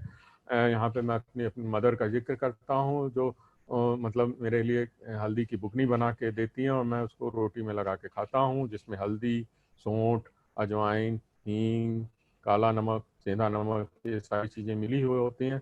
उसको हम लोग बना के जो है हींग को भून लेते हैं, बाकी चीज़ों को उसके साथ में मिला करके रख लेते हैं और खाते हैं। अब तो हल्दी भी भून लिया जाता है, तो उससे क्या होता है कि एक डोज ऑफ हल्दी चली जाती है शरीर में, जो कि तमाम सारी रोगों को ठीक करती है। और साथ में इसमें सौंठ और अजवाइन और काला नमक होने से पेट की गैस्ट्रिक अपसेट्स को ठीक रखता है। तो इस तरीके के छोटे छोटे फार्मूलेशन, घरेलू फार्मूलेशन जो बनते थे, गृहिणियाँ या महिलाएं, माताएं, बहनें बना लेती थी, उससे हम लोगों को बहुत फ़ायदा होता था। एक बहुत ही महत्वपूर्ण पौधा आगे अब जो हम लोगों का रिसर्च में आ रहा है और ये बात हो रही है, वो अश्वगंधा या विदानिया सोमनीफेरा की बात आ रही है कि जो करंट बीमारी चल रही है उसके संदर्भ में इस पर रिसर्च भी और क्लिनिकल ट्रायल की भी बात आ रही है। अश्वगंधा जो होता है, वास्तव में इसका नाम जो है, अश्व जैसे अश्व का मूत्र जैसा स्मेल होती है, तो वो एक जड़ी बूटी वास्तव में होता क्या है कि ये जड़ इसके इस्तेमाल में काम आती है और अश्व जैसी शक्ति को ये प्रदान करता है। अश्व जैसी शक्ति बहुत महत्वपूर्ण चीज़ है। हमारे यहाँ हॉर्स पावर करके मोटर या इंजन का कहा जाता है, तो उसकी तरीके की चीज़ों को हम लोग इस्तेमाल करके उसको वो करते हैं, तो ये हमारा इम्यूनिटी को बूस्टअप करती है। और अश्वगंधा के तमाम सारे प्रयोग भी हैं। अश्वगंधा लेह है, अश्वगंधा रिष्ट है, अश्वगंधा चूर्ण है, इन सब का हम लोग अश्वगंधा के रूप में इस्तेमाल कर सकते हैं। कुछ लोग सोचते हैं कि पुरुष ही केवल इसका इस्तेमाल कर सकते हैं, लेकिन जो वर्तमान परिप्रेक्ष्य में हमें लगता है कि अश्वगंधा का इस्तेमाल सभी लोग कर सकते हैं। मात्रा और अनुपान भेद से सारी चीज़ें इस बात पर निर्भर होती कि आप किस चीज़ के लिए कैसे आप इसका इस्तेमाल करना चाहते हैं। एक जैसे अश्वगंधा ही है, ये मान सकते हैं कि कुछ पौरुषेय जड़ी बूटी है। इसी तरीके से एक बहुत महत्वपूर्ण पौधा आता है जिसका नाम ही कुमारी है, जिसको हम लोग घृत कुमारी भी कहते हैं या एलोवेरा कहते हैं। एलोवेरा जो है वो सौंदर्य के लिए भी काम आता है, जैसे मैंने पहले बताया हल्दी की ही तरह है, एक्सटर्नल यूज और इंटरनल यूज। उसको हम लोग पी भी सकते हैं और लगा भी सकते हैं। आजकल जितने भी कॉस्मेटिकल प्रोडक्ट्स आ रहे हैं मार्केट में, सब में ज़्यादातर एलोवेरा जेल है जो मॉइस्चराइजिंग एजेंट का काम करता है। ये एक जो अंदर होता है इसके पत्ती के भीतर गूदा, उसको हम लोग जेल कहते हैं। मैं यहाँ पे फिर आपका ध्यान फोनेटिक्स एंड लिंग्विस्टिक्स की तरफ ले जाना चाहूँगा कि हम जो बोलते हैं वो क्या है। अक्सर हम लोगों का हाथ जल जाता है, तो वहाँ पे हम लोग क्या शब्द इस्तेमाल करते हैं?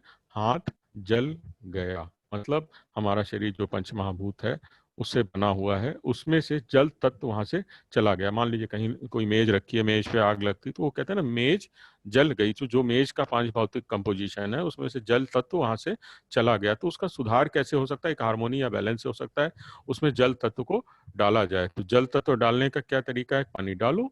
अच्छा, पानी मान लीजिए डाल दिया तो भी ठीक है, नहीं अगर डाल पा रहे हैं तो जेल लगा लो, है ना।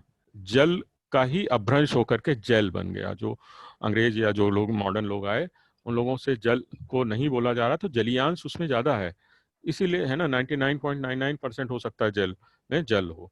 और इसीलिए अक्सर आप लोग हम लोग देखते हैं कि आजकल एलोवेरा का पीने के तमाम सारे वो सारी चीजें आ गई हैं। एक बड़ा इसका इस्तेमाल होता था कि माताएं बहनें गर्भिणी जब बच्चा होता था तो इसका हलवा, पौष्टिक हलवा बनाया जाता था।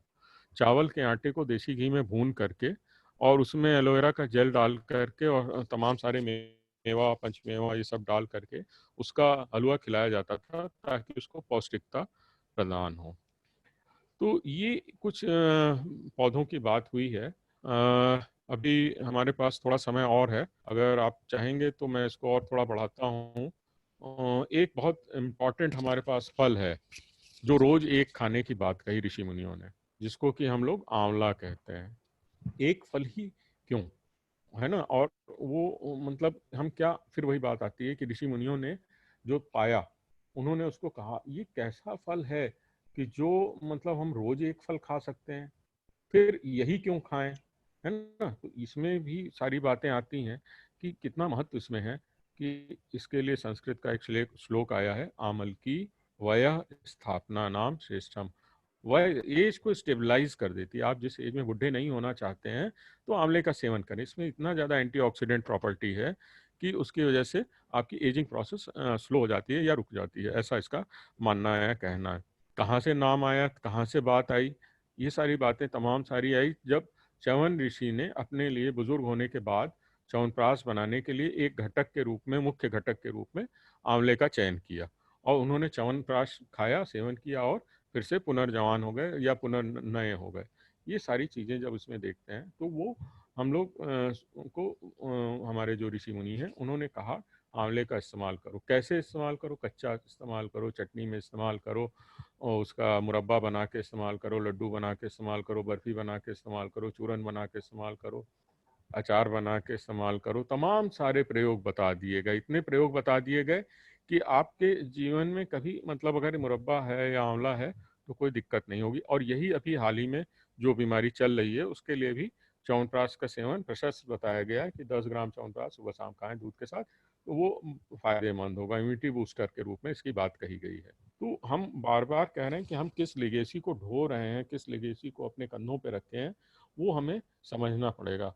एक छोटा सा सरल प्रयोग, यहाँ पे हरड़, रहेड़ा और आंवला, तीन चीज़ों को मिला के बनता है। तीन फल हैं, हरड़, रहेड़ा और आंवला। क्या हम यहाँ पे तीन दूसरे फल मिला सकते हैं, आम, अमरूद और केला? नहीं।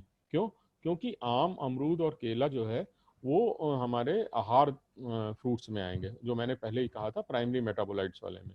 लेकिन जो ये हमारे औषधि फल हैं, ये आहार इसमें हरड़, रहेड़ा, आंवला आते हैं। इसका ये कॉम्बिनेशन फिक्स कॉम्बिनेशन है, लगभग सम मात्रा में मिला करके इसका जो वल्कल है उसका इस्तेमाल करते हैं। गूदा रहता है, बीज हटा देते हैं, और इसको हम लोग सुबह शाम ले सकते हैं। अक्सर लोग इसको वजन घटाने के लिए भी ले लेते हैं, पेट साफ करने के लिए भी ले लेते हैं, सामान्य रसायन के रूप में भी लेते हैं, अलग अलग अनुपान से लेते हैं। नेत्र और केश धोने के लिए भी त्रिफला का इस्तेमाल करते हैं। तो आंवले का मुरब्बा भी आजकल आप देखते होंगे, प्रतापगढ़ काफ़ी फेमस है वहाँ का, और लोग खाते हैं। इसी तरीके से एक बहुत महत्वपूर्ण चीज़ है जो हमने त्रिफला में डाला, हरड़, जिक्र किया, जैसे आंवले के साथ में उसका जिक्र आता है। एक बात आंवले की रह गई, मैं फिर से रिपीट करता हूँ थोड़ा सा, कि जैसे मान लीजिए एक आंवले में विटामिन सी कितना, तो ये होता है लगभग 17 संतरों के बराबर विटामिन सी के। तो ये भी एक बहुत महत्वपूर्ण है कि अगर हम एक आंवला खा रहे हैं तो हम लगभग 1.5 दर्जन संतरा खा रहे हैं। अगर हम उसके प्राइस के हिसाब से देखें तो लगभग अगर 40 रुपये दर्जन है, तो यही उदाहरण मैं देता हूँ कि 60 रुपये का संतरा एक तरफ और 1 रुपये या 2 रुपये का आंवला एक तरफ। तो जो बुद्धिमान होगा वो 1 या 2 रुपये की चीज़ में ही अपना काम चला लेगा, उतना पेट भी नहीं भरेगा, उतनी उसको ऊर्जा भी मिलेगी और शक्ति और विटामिन सी भी मिल जाएगा। ये सारी एक बात आती है। दूसरा, ये जो हरड़ की बात कही, हरड़ हरितकी इसका नाम दिया। इसमें बड़ा अच्छी चीज़ एक है, संस्कृत का श्लोक है कि कभी भी माँ जो होती है, जिसके माँ नहीं है उसकी माँ हरड़ है।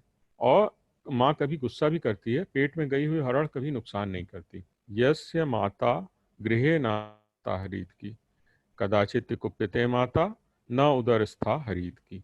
तो हरड़ एक बहुत ही गजब की चीज़ है। इसमें ग्राही या एस्ट्रिंजेंट है, टैनिक एसिड है, गैलिक एसिड, चेबुलिक एसिड आदि अन्य तमाम सारी चीज़ें होती हैं, ग्लाइकोसाइड्स होते हैं। ये सारी जो हैं वो शरीर के लिए बहुत ही फ़ायदेमंद होते हैं। हम लोगों ने इसको कहाँ से लिया? पहाड़ों के क्षेत्र में होती है, तो पहाड़ पे तो पर्वत शंकर जी भगवान का स्थान है, तो हरस से भवने जाता, जहाँ पे भगवान रहते हैं उनकी जगह पे इसका जन्म होता है। और इसके खाने के विभिन्न विभिन्न इस्तेमाल बताए गए, चबा के खाना, पीस के खाना, उबाल के खाना, भून के खाना, घी के साथ, गुड़ के साथ, सेंधा नमक के साथ, शक्कर के साथ, सबके अलग अलग इस्तेमाल हैं और सबके अलग अलग बीमारियाँ। यहाँ तक कि जो हमारी 6 ऋतुएं होती हैं उनमें अलग अलग है। वर्षा ऋतु में सेंधा नमक के साथ, शरद ऋतु में शक्कर के साथ, हेमंत ऋतु में सौंठ के साथ, शिशिर ऋतु में पीपली के साथ, बसंत ऋतु में गुड़ के साथ, या ग्रीष्म ऋतु में बसंत में मधु के साथ, ग्रीष्म में गुड़ के साथ ले सकते हैं। तो ये सारी बातें ऐसी हैं कि जिनको हम बार बार दोहराते हैं और बार बार जानना चाहते हैं। और एक अभी हाल ही में खांसी वगैरह आ रही है लोगों को काफ़ी ज़्यादा, वासा एक है, अद्दाटोडा वासिका, जिसको मालाबार नट कहते हैं, पौधा अड़ूसा भी इसका खांसी में काफ़ी अच्छा इस्तेमाल होता है। सेवरल अल्कलॉइड्स इसमें प्रेजेंट्स होते हैं, क्विनाजोलिन अल्कलॉइड होता है, वेसिसिन अल्कलॉइड होता है, ये खांसी में काम आता है। इसको हम इस्तेमाल कैसे कर सकते हैं? तो वासा के पत्तों को लेकर के बहुत ही सरल इस्तेमाल है, कुकर में हल्का सा भाप दे करके, पानी हल्का सा डाल करके इसका रस निकाल लें और इसमें गुड़ या चीनी मिला करके अवले बना लेते हैं, थोड़ा सा घी डाल देते हैं, चाशनी जैसा बन जाता है। उसमें जब ठंडा हो जाता है तो त्रिकटू, या जिसको अभी आगे हम बताएंगे सोंठ, पीपल, काली मिर्च कहते हैं त्रिकटू, या पिपली, पाइपर लौंगम को इस्तेमाल कर देते हैं और शहद डालते हैं। ये सारी चीज़ें जो हैं खांसी में बहुत अच्छा रहता है, फ़ायदेमंद करता है। अदरक की भी बात आती है, जिंजीबर ऑफिस ने, जिंजीबर माने देखिए फिर सारी बातें फोनेटिक्स एंड लिंग्विस्टिक्स से आती हैं। मैं जहाँ का रहने वाला हूँ इलाहाबाद पास में ही, वहाँ पे एक जगह है श्रृंगबेरपुरम। जिंजीबर जो है वो श्रृंगबेर, इसका जो संस्कृत में नाम आया है वो श्रृंगबेर नाम आया है। वो एक श्रृंगी ऋषि थे, उनका आश्रम था, उनके नाम पे तमाम सारी बातें। वहाँ पे ज़मीन थोड़ी उठी हुई है और बलुई हुई मिट्टी है, गंगा का किनारा है, वहाँ पे अदरक काफ़ी अच्छी होती है। तो वो हमें लगता है कि एक जैसे फोनेटिक्स एंड लिंग्विस्टिक्स के हिसाब से श्रृंगबेर से जिंजीबेर बन गया। तो ये खांसी जुकाम में काम आती है, जहाँ जहाँ हल्दी जाती है वहाँ वहाँ सौंठ लगती है। सौंठ और अदरक, दो चीज़ें बातें आई। अदरक क्या है, ये संस्कृत का आद्रक शब्द से जुड़ा हुआ है, आद्र माने गीला, और सौंठ या सुंठी जो शब्द है शुष्क होने से या ड्राई होने से उसका आया शब्द। तो ये है इसकी बात। अदरक और शुंठी की, सौंठ की बात होती है। इसमें भी ऐसे ही अदरक पाक, जैसे मैंने बताया वासा आंवले बनाते हैं, वैसे ही अदरक पाक भी बाजार में शायद ना मिलता हो, घर ही में बनाना पड़े। कम रेशे वाली अदरक को जल में पीस के घी में थोड़ा सा भून लें, गुड़ की दो तार की चाशनी बना लें, गाढ़ा हो जाए तो सौंठ, पीपल, काली मिर्च और शहद मिला के कांच के मर्तबान में रख लें। जुकाम होने में थोड़ा सा इसमें शुद्ध सुहागा होता है, सुहागा को भून लेते हैं, उससे शोधन हो जाता है, उसको ले सकते हैं। तो ये जो खांसी वगैरह की बातें आती हैं वो ठीक हो जाती हैं। एक इसका बहुत ही गजब की चीज़ है जो अक्सर हम लोग घर में इस्तेमाल करते हैं, अदरक, हरी मिर्च, नींबू का रस मिला करके इसको जो है वो हम लोग इसको इस्तेमाल करते हैं। तो कटी हुई अदरक, हरी मिर्च और नींबू रस मिला के मर्तबान में रख देते हैं कांच के। ये भूख बढ़ाने के काम में बहुत आती है, खाने के साथ इसको खाएं, बहुत रुचिकर लगेगा। और एक छोटा सा और चीज़ बताना चाहता हूँ, थोड़ा अभी समय है, लगभग 1 घंटा हो चुका है। तो हेलो। हाँ जी सर, आप हेलो जी। कंटिन्यू कर सकते हैं, हमारे पास 5-6 मिनट और हैं। हाँ हाँ, तो ठीक है, मैं उसको कंटिन्यू करता हूँ। जैसे हम लोग अक्सर बात कर रहे हैं गिलोय की, गिलोय भी टीनोस्पोरा कार्डिफोलिया है, अक्सर हम लोग देखते हैं कि बेल की तरह चढ़ी हुई होती है। ये भी इसका नाम ही है अमृता, जो अमृत इसके भीतर है। अमृत का क्या कॉन्सेप्ट है वो भी मैं बता देता हूँ जल्दी से नटशेल में, कि हर ऋतु में, हर सीजन में जब सूर्य की रश्मियों से पके हुए फल या अनाज या जो साग पात हैं उनमें जो होता है वो अमृतत्व विद्यमान होता है, क्योंकि ऊर्जा सूर्य से ही आ रही, तो वो अमृतत्व उसके भीतर रहता है। इसके साथ क्या है कि ये कभी मरता नहीं, इसलिए इसको अमृता कहा गया है। इसका टीनोस्फोरा कार्डिफोलिया या अमृता या गिलोय या गुड़ची के नाम पे आता है, गुड़वेल भी कहते हैं मराठी में। तो उसको जो गिलोय है उसको हम लोग क्या करते हैं, अक्सर ज्वर में, बुखार में इस्तेमाल करते हैं, और नीम के ऊपर चढ़ी हुई गिलोय सबसे अच्छी मानी जाती है। आजकल इसका प्रचलन बहुत ज़्यादा हो गया है, जबकि ये तरह के वायरल इन्फेक्शन और इस तरीके के आए, तो ये बहुत ही ज़बरदस्त इम्यूनोमॉड्यूलेटर ड्रग है और प्रूव्ड इम्यूनोमॉड्यूलेटर ड्रग है। तो उसमें हम लोग क्या करते हैं कि गिलोय के छोटे छोटे टुकड़े करके, या तो उसको हम जैसे काढ़ा कूच के, थोड़ा सा काढ़ा जैसा बना करके रोज़ पीते हैं, उसमें तुलसी, अदरक, काली मिर्च वगैरह डाल के, दालचीनी डाल करके, और उसके सेवन से काफ़ी इम्यूनिटी अच्छी होती है, स्ट्रांग होती है, ऐसी बात कहते हैं लोग। फिलहाल इम्यूनिटी की बात तो नहीं पता, लेकिन रोग की बात जरूर पता है कि रोग प्रतिरोधक क्षमता, जो रोग नहीं होते। और इसी तरीके से हम लोग देखते हैं मंदक ज्वर होते हैं, जो लो ग्रेड पायरेक्सिया होते हैं, उसमें गिलोय का बहुत ही अच्छा इस्तेमाल होता है। इसका क्या करते हैं कि गिलोय को हम लोग छोटे छोटे टुकड़े करके कूच के बाल्टी में रख के खूब मसल देते हैं, तो और सूती कपड़े से छान करके रात भर के लिए छोड़ देते हैं, तो नीचे बाल्टी में एक सफ़ेद लेयर जम जाती है। वो स्टार्च होता है।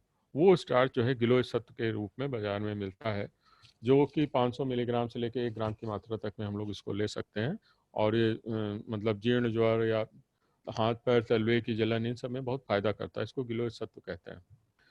एक अभी बीच में और आ रही थी कि जो पीपली पाइपर लॉन्गम होती है, और ये होता क्या है, सोंठ के साथ में ही 3 चीजें जुड़ी हुई हैं, सोंठ, पीपल और काली मिर्च। काली मिर्च है पाइपर नाइग्रम, और ये है पाइपर लॉन्गम। इनमें पाइपरीन तत्व होते हैं। ये करते क्या है कि ये जिससे जुड़ते हैं, चाहे पीपली या चाहे काली मिर्च, ये जिस चीज में जुड़ते हैं उसकी एक्टिविटी को बढ़ा देते हैं। इसको बायो अवेलेबिलिटी एनहांसर कहते हैं।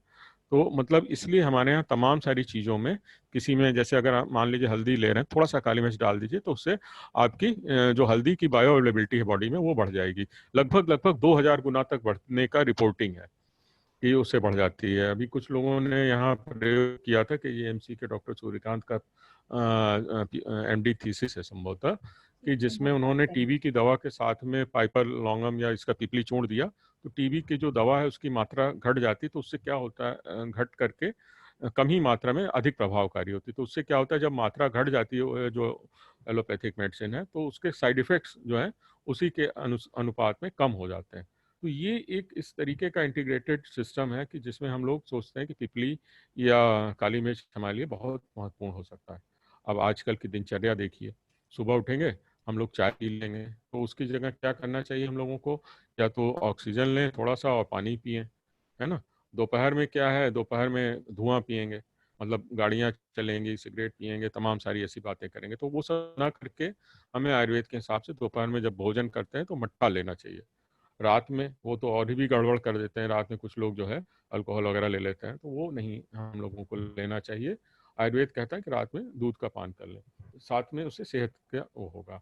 ऐसे ही तमाम सारे छोटे छोटे प्रयोग और हैं जो गुड़ के साथ में हैं, जैसे गुड़ और सोंठ का प्रयोग, म्यूकस आता है पेट में, आँव आता है, उसमें करते हैं। गुड़ और पिपली को भूख न लगने पे करते हैं। गुड़ और जीरे पेशाब में जलन में करते हैं। गुड़ और छोटी हरड़ को पाइल्स या बवासीर में करते हैं। गुड़ और काली मिर्च का खांसी में प्रयोग करते हैं। और इसी के साथ मैं अपनी वाणी को विराम देना चाहता हूँ। एक छोटी सी बात और कहना चाहता हूँ, कविता के रूप में है कि बस अब मुझे कुछ नहीं चाहिए। मैं ये कहता हूँ कि खुशी एक एहसास है जो भीतर से प्रस्फुटित होती है, जैसे पानी का कोई स्रोता धरती का सीना फोड़कर बह निकलता है और जो चाहे प्यास बुझा ले अपनी आवश्यकता अनुसार। कोई जरूरत से ज्यादा नहीं पी सकता। आयुर्वेद कहता है उदक आश्वास करणम श्रेष्ठम। ऐसे ही खुशी भी तृप्ति कारक एहसास है, जिसके बाद आदमी कहता है बस अब मुझे कुछ नहीं चाहिए। यहीं पे मैं अपनी वाणी को विराम देता हूँ और लोगों से सर्वे भवन्तु सुखिनः, सर्वे सन्तु निरामया, सर्वे भद्राणि पश्यन्तु मा कश्चित् दुःखभाग् भवेत्। इसी मंत्र के साथ सबको स्वस्थ रहें और सब निरोगी हों, और अपनी वाणी को विराम देता हूँ। ओम शांति शांति शांति। धन्यवाद सर, बहुत ही इंफॉर्मेटिव सेशन। हमारे पास चैट बॉक्स में बहुत सारे प्रश्न आ रहे हैं आपके लिए, और बहुत सी बधाई भी आ रही हैं हमारे भी लिए और आपके लिए भी, कि इतना अच्छा इंफॉर्मेटिव जमीन से जुड़ा हुआ वक्तव्य आज आपने दिया। बहुत से लोगों ने आपके लिए कुछ चीजें बोली हैं जो मैं जरूर पढ़ना चाहूंगी। जैसे अजीत कुमार पाटिल जी हैं जो कोल्हापुर से हैं, महाराष्ट्र से। इन्होंने लिखा है अनमोल वक्तव्य, और इन्होंने एक सवाल भी पूछा है कि शुगर के मरीज को कितना चावल खाना चाहिए। सर जवाब देना चाहेंगे? हाँ, 1 मिनट लगेगा इसमें। देखिए, चावल की बात नहीं है, आपको तय ये करना है लो ग्लाइसेमिक इंडेक्स वाली चीजें खानी है। अगर चावल खाना ही है तो माड़ उसका होता है ना, वो स्टार्च निकाल दीजिए, है ना, वो खाइए, है ना, वो आपको तय करना है ना, आपकी भूख कितनी है ना, उसके अनुसार आप खाइए। अच्छा, दूसरी चीज, चावल ही अगर ना जरूरी हो तो उसके अन्य ऑप्शन बाजार में उपलब्ध हैं कि हम तमाम सारी और चीज़ें भी हैं, मोटे अनाज, कि हम उसको भी उसी तरीके से उबाल के या दलिया को, स्टफ को, ऐसी चीज़ लें जो लो ग्लाइसेमिक इंडेक्स वाली हैं, उनको हम सेवन करें। साथ में आप अपना मतलब चावल खाने का उद्देश्य भी पूरा हो जाएगा और पेट भी भर जाएगा।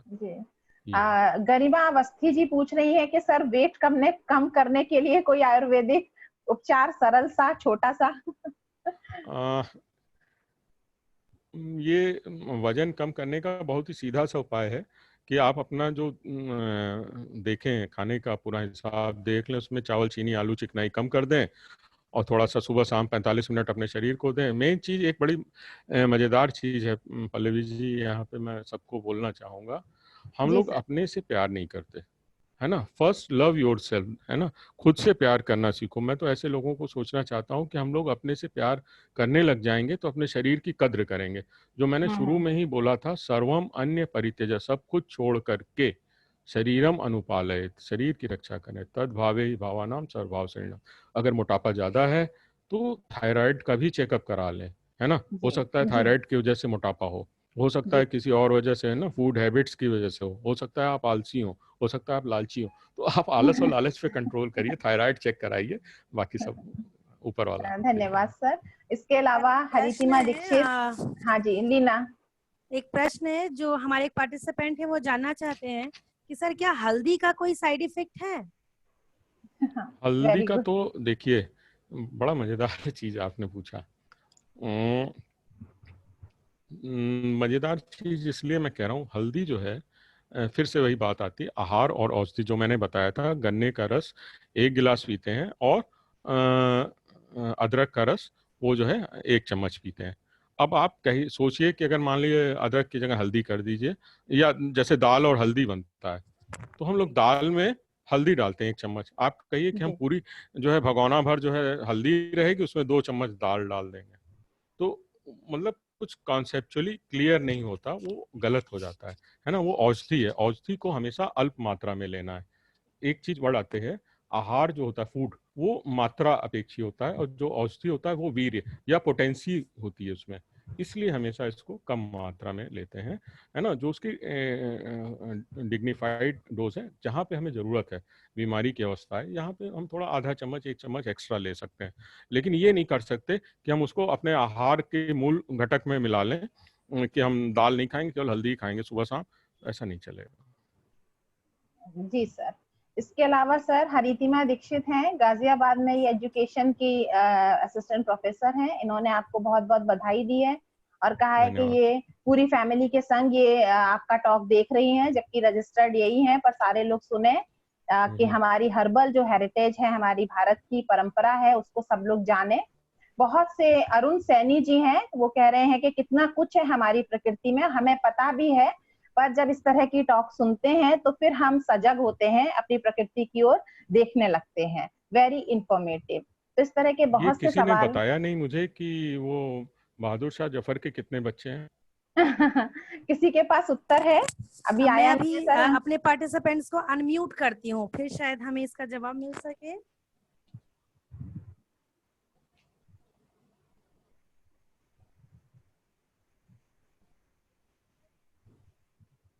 सर मीनवाइल जब तक मैं ये प्रोसेस में हूँ, एक हमारे पार्टिसिपेंट हैं जो जानना चाहते हैं कि हम अपनी इम्यून सिस्टम को बूस्ट करने के लिए कौन से हर्ब्स का यूज कर सकते हैं? नहीं, ये तो बताया ना, आंवला है, गिलोय है, हल्दी है, सारी चीजें बताई गई हैं, तुलसी है ना। सर एक यहाँ पे सवाल बड़ी और आया मजेदार है। एक, हाँ जी 1 मिनट में, जी सर। बड़ी मजेदार चीज होती है कि किन पौधों में औषधि गुण हैं।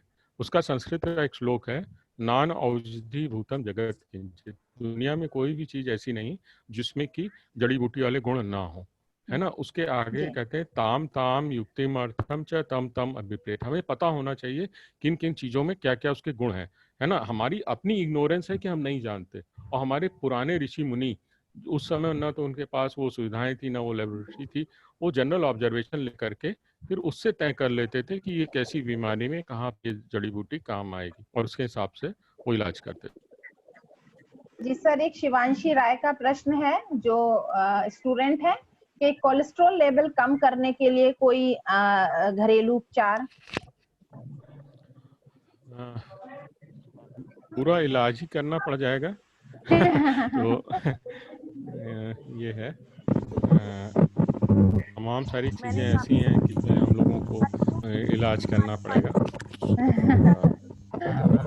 मैं समझता हूँ किसी अच्छे चिकित्सक से मिलने वो ज़्यादा अच्छा रहेगा। वैसे सोंठ का इस्तेमाल जो है और त्रिफला का इस्तेमाल करें तो अच्छा ज़्यादा मदद करेगा।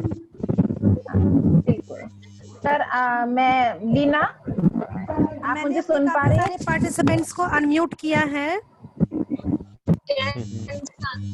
पार्टिसिपेंट्स यदि कोई सवाल सर से पूछना चाहते हैं तो प्लीज पूछ सकते हैं, और सेशन के बारे में कुछ फीडबैक देना चाहते हैं तो प्लीज वेलकम है आपका।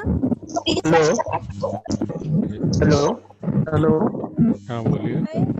हेलो सर, ये स्टूडेंट के लिए कुछ वैसा आयुर्वेद में हॉस्पिटल की सेफ्टी और आप जो है हम लोगों को पिक्चर के द्वारा या डेमो जो देखो वो बहुत ही बेहतर होता है अपनी लैब के अंदर से, जिससे कि हम लोग इसको इस्तेमाल कर सकें। मैं सुन नहीं पाया हूँ एक्चुअली, कई आवाजें आ रही हैं। अच्छा, हाँ, इसीलिए एक एक करके बोले तो ज्यादा अच्छा है। हेलो हाँ, सर प्रणाम सर। हेलो प्रणाम जी। Hello, I am asking a question. Hello hello hello, are you listening me? हाँ हाँ हेलो, बोलिए। I want to ask one thing, ये पीसी से अगर हम कनेक्ट है तो हम स्क्रीनशॉट कैसे लेंगे? हेलो डॉक्टर पल्लवी, मैंने वापस से सभी को म्यूट किया है। मुझे लग रहा है काफी असुविधा हो रही है सभी को सुनने में, और हमारे जो गेस्ट स्पीकर है उनकी आवाज, उन तक भी कोई आवाज बहुत क्लियरली नहीं जा पा रही है। हम लोग भी किसी की आवाज को बहुत क्लियरली सुन नहीं पा रहे हैं, तो इसीलिए मैंने एक बार वापस से पार्टिसिपेंट्स को म्यूट किया है। और मैं अब, क्योंकि प्रश्न तो मुझे दिख नहीं रहे, बहुत सारे एप्रिसिएशन के ही शब्द हैं जो कि आज के सेशन के लिए लिखे गए हैं। सभी लोग सेशन को very simple and informative lecture, amazing explanation and interesting examples, इस तरह की चीजों को लिख रहे हैं। Hello ultimate explanation. हाँ जी बताएं। हेलो, हाँ जी बताएं। लीना प्लीज आप सबको म्यूट कर दीजिए प्लीज। मैंने म्यूट किया है, किसी ने सेल्फ अनम्यूट किया है, शायद उनका कोई प्रश्न हाँ। होगा। मैं अब इस सेशन को, it's really nearing to its end, और मैं अब अंत में प्राचार्य महोदय से कहूंगी कि वे 2 शब्द कहें, उसके बाद हम इस सेशन को यहीं पर विराम देना चाहेंगे और ऐसी आशा करेंगे कि हम लोग फिर से सर से मिलें। तो पहले हम अपने महाविद्यालय की प्राचार्य महोदया आदरणीय निशा गुप्ता मैम से प्लीज कनेक्ट करना चाहूंगी मैं, कि वे कुछ शब्द जरूर कहें।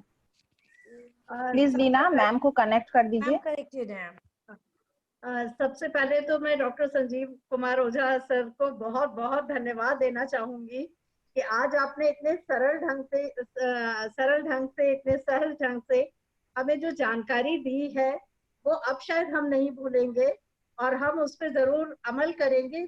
बहुत छोटी छोटी चीजें हैं और हम लोगों को कई बार पता भी होती है पर हम ध्यान नहीं देते, लेकिन आज जिस तरीके से आपने समझाया है, जिस तरीके से उसको इतना रोचक ढंग से हमें बताया है, अब हम बिल्कुल उस पर अमल करेंगे और अपने स्वास्थ्य की पूंजी, मुझे लगता है कि अपने स्वास्थ्य को हम लोग सजोएंगे। और जो आपने कहा था कि अपने शरीर को पालें, तो अब हम बिल्कुल उस पर ध्यान देंगे। और आज का ये जो सेशन है बहुत ज्यादा रोचक, बहुत ज्यादा हम लोगों के लिए ज्ञानवर्धक रहा है, तो इसके लिए मैं बहुत ज्यादा सर आपको धन्यवाद देना चाहूंगी और इसके साथ साथ पल्लवी और ऑर्गेनाइजिंग टीम को धन्यवाद देना चाहूंगी कि उन्होंने आपको इस कार्यक्रम में लेके आए और हमें आपकी जो ज्ञान है, जो आपका नॉलेज है, उससे हमें रूबरू कराया। Thank you. आपको बहुत बहुत धन्यवाद मैडम जी, आपने मुझे मौका दिया सबसे बात करने का। पल्लवी जी का भी धन्यवाद, और जो मैडम इसको कंप्यूटर से संचालित कर रही हैं उनको भी बहुत बहुत धन्यवाद, आभार। और अपने हर श्रोता का आभार जिन्होंने मेरी बात को सुनी। और एक बार फिर से दिमाग में 2-3 चीज़ें छोटी सी लाइनों में डालता हूँ, है ना। आंगन में तुलसी, दरवाजे पे नीम, रसोई में हल्दी, हल्दी खाओगे तो हेल्दी रहोगे, है ना। तो सारी चीज़ें ध्यान में रखिए, और बहुत सारी चीज़ें आएंगी ज़िंदगी में, बस ऑब्जर्व करना सीखिए कि कैसे आ रही हैं और कैसे हमें ज़िंदगी में अपनाना है ना। दिखावों में नहीं जाना है। बहादुर शाह जफर के बच्चों की बात आई तो सुनते हैं कि 22 बच्चे थे, है ना, हाँ और सर, वो हमारे सब चैट इधर उधर बॉक्स की में एक पार्टिसिपेंट ने, किसी ने 14, किसी ने 22 लिखा है। हाँ, तो 22 मैंने भी देखा था, नेट पे था। तो मतलब अब हो, उस समय की जो स्थिति थी, तो वो होता क्या है कि 22 का आज कहीं अता पता नहीं। तो हम भी वैसे ना बन जाएं, है ना। हम अपने में अपनी यूनिकनेस को पहचाने, है ना। एक ही अकबर था महान हुआ, एक ही अशोक महान हुआ, एक ही सिकंदर महान हुआ। तो हमें ये देखना है कि हम बहादुर शाह जफर की लेगेसी को ना ढोएं, हम उधर की उन लोगों को देखें जहाँ पे हम भी महान बनने की एक तरफ कदम उठा सकते हैं। महानता का हम जो लेगेसी ढो रहे हैं, विरासत ढो रहे हैं, हम किसके संतान हैं? ऋषियों मुनियों के संतान हैं। इसी के साथ मैं अपनी बात को समाप्त करता हूँ। आप सबने मुझे मौका दिया, धैर्यपूर्वक सुना। नमस्कार। Thank you so much sir. Thank you so much sir. Last में मैं हमारे guest speaker doctor Sanjeev Kumar Ojha ji को बहुत बहुत बधाई देना चाहूंगी कि उन्होंने हमारा जो इनविटेशन था उसे एक्सेप्ट किया और इतना इंफॉर्मेटिव लेक्चर हम सभी के सामने यहाँ पर प्रस्तुत किया। साथ ही मैं हमारे महाविद्यालय की प्राचार्य महोदया श्रीमती निशा गुप्ता मैम को भी बहुत बहुत धन्यवाद देना चाहूंगी, क्योंकि उन्हीं की प्रेरणा से, उन्हीं के सहयोग से इस तरह का वेबिनार आयोजित हो सका। लीना जो असिस्टेंट प्रोफेसर हैं होम साइंस डिपार्टमेंट में, उन्होंने इस पूरे प्रोग्राम को स्मूथली चलाने में बहुत सहयोग दिया है, हमारी ऑर्गेनाइजिंग टीम का एक हिस्सा है, उनको भी मैं बहुत बहुत धन्यवाद देना चाहूंगी। हमारी टेक्निकल टीम जो वेबिनार की है उसके हेड श्री अरुण जी, जो मेरी हर समस्या को हर वक्त सॉल्व करने के लिए तत्पर रहते हैं, मैं उनको भी बहुत बहुत धन्यवाद देना चाहूंगी। साथ ही प्रत्यक्ष परोक्ष रूप से जितने भी लोग इस वेबिनार में मेरे साथ जुड़े, मेरी सहायता करी और इसको सफल बनाने में सहयोग दिया, उनका सभी का मैं हार्दिक अभिनंदन और बधाई देना चाहूंगी। और अंत में मैं आप सभी प्रतिभागियों के प्रति भी आभार प्रदर्शन करती हूँ, क्योंकि आपके बगैर ये वेबिनार सफलतापूर्वक आयोजित हो ही नहीं सकता था। आप सभी ने इसमें भाग लिया, इसके लिए आपको बहुत बहुत बधाई और बहुत बहुत धन्यवाद। आपके कुछ प्रश्न है जो बार बार रिपीटेडली आ रहे हैं, तो मैं उनका आंसर जरूर करना चाहूंगी कि फीडबैक जो लिंक है वो आप लोग बिल्कुल परेशान मत होइए, वो आपको आपकी रजिस्टर्ड ईमेल एड्रेस जो आपने दिया है, जहां से आपने रजिस्ट्रेशन कराया है इस वेबिनार के लिए, इस सेशन के बाद मिलेगा, बीच में नहीं मिलेगा। तो आप उसके लिए वेट करिए। उसमें आपको एक स्क्रीनशॉट अटैच करना होगा जो आपने वेबिनार के दौरान लिया होगा, और अगर नहीं लिया है तो आप मुझे मेरे पर्सनल व्हाट्सएप नंबर पर कांटेक्ट करके आप मुझसे बात कर सकते हैं। जो भी मुझसे पॉसिबल होगा मैं आपकी हेल्प कर दूंगी। आप उसको अटैच करिएगा और उसको आप सबमिट कर दीजिएगा, तब आपका ई सर्टिफिकेट जनरेट होगा। तो अभी आप बिल्कुल परेशान मत होइए। सभी के पास, जितने भी प्रतिभागी यहाँ पर उपस्थित हैं, हमसे जुड़े हैं, उन सभी के पास फीडबैक फॉर्म अवश्य पहुंचेगा लिंक के साथ, जिससे वो लिंक पर जाकर ओपन करेंगे, स्क्रीनशॉट अटैच करेंगे और सबमिट करेंगे। तो आप सभी का बहुत बहुत धन्यवाद। फिर से मैं सभी के प्रति अपना आभार प्रदर्शन करती हूँ और कोशिश करूंगी कि इसी तरह के इंफॉर्मेटिव सेशंस के संग हम लोग आगे भी जुड़ते रहें। 500 के लगभग हमारे पार्टिसिपेंट्स आज जुड़े हैं। मैं आप सभी का दिल से आभार प्रदर्शन करती हूँ। धन्यवाद।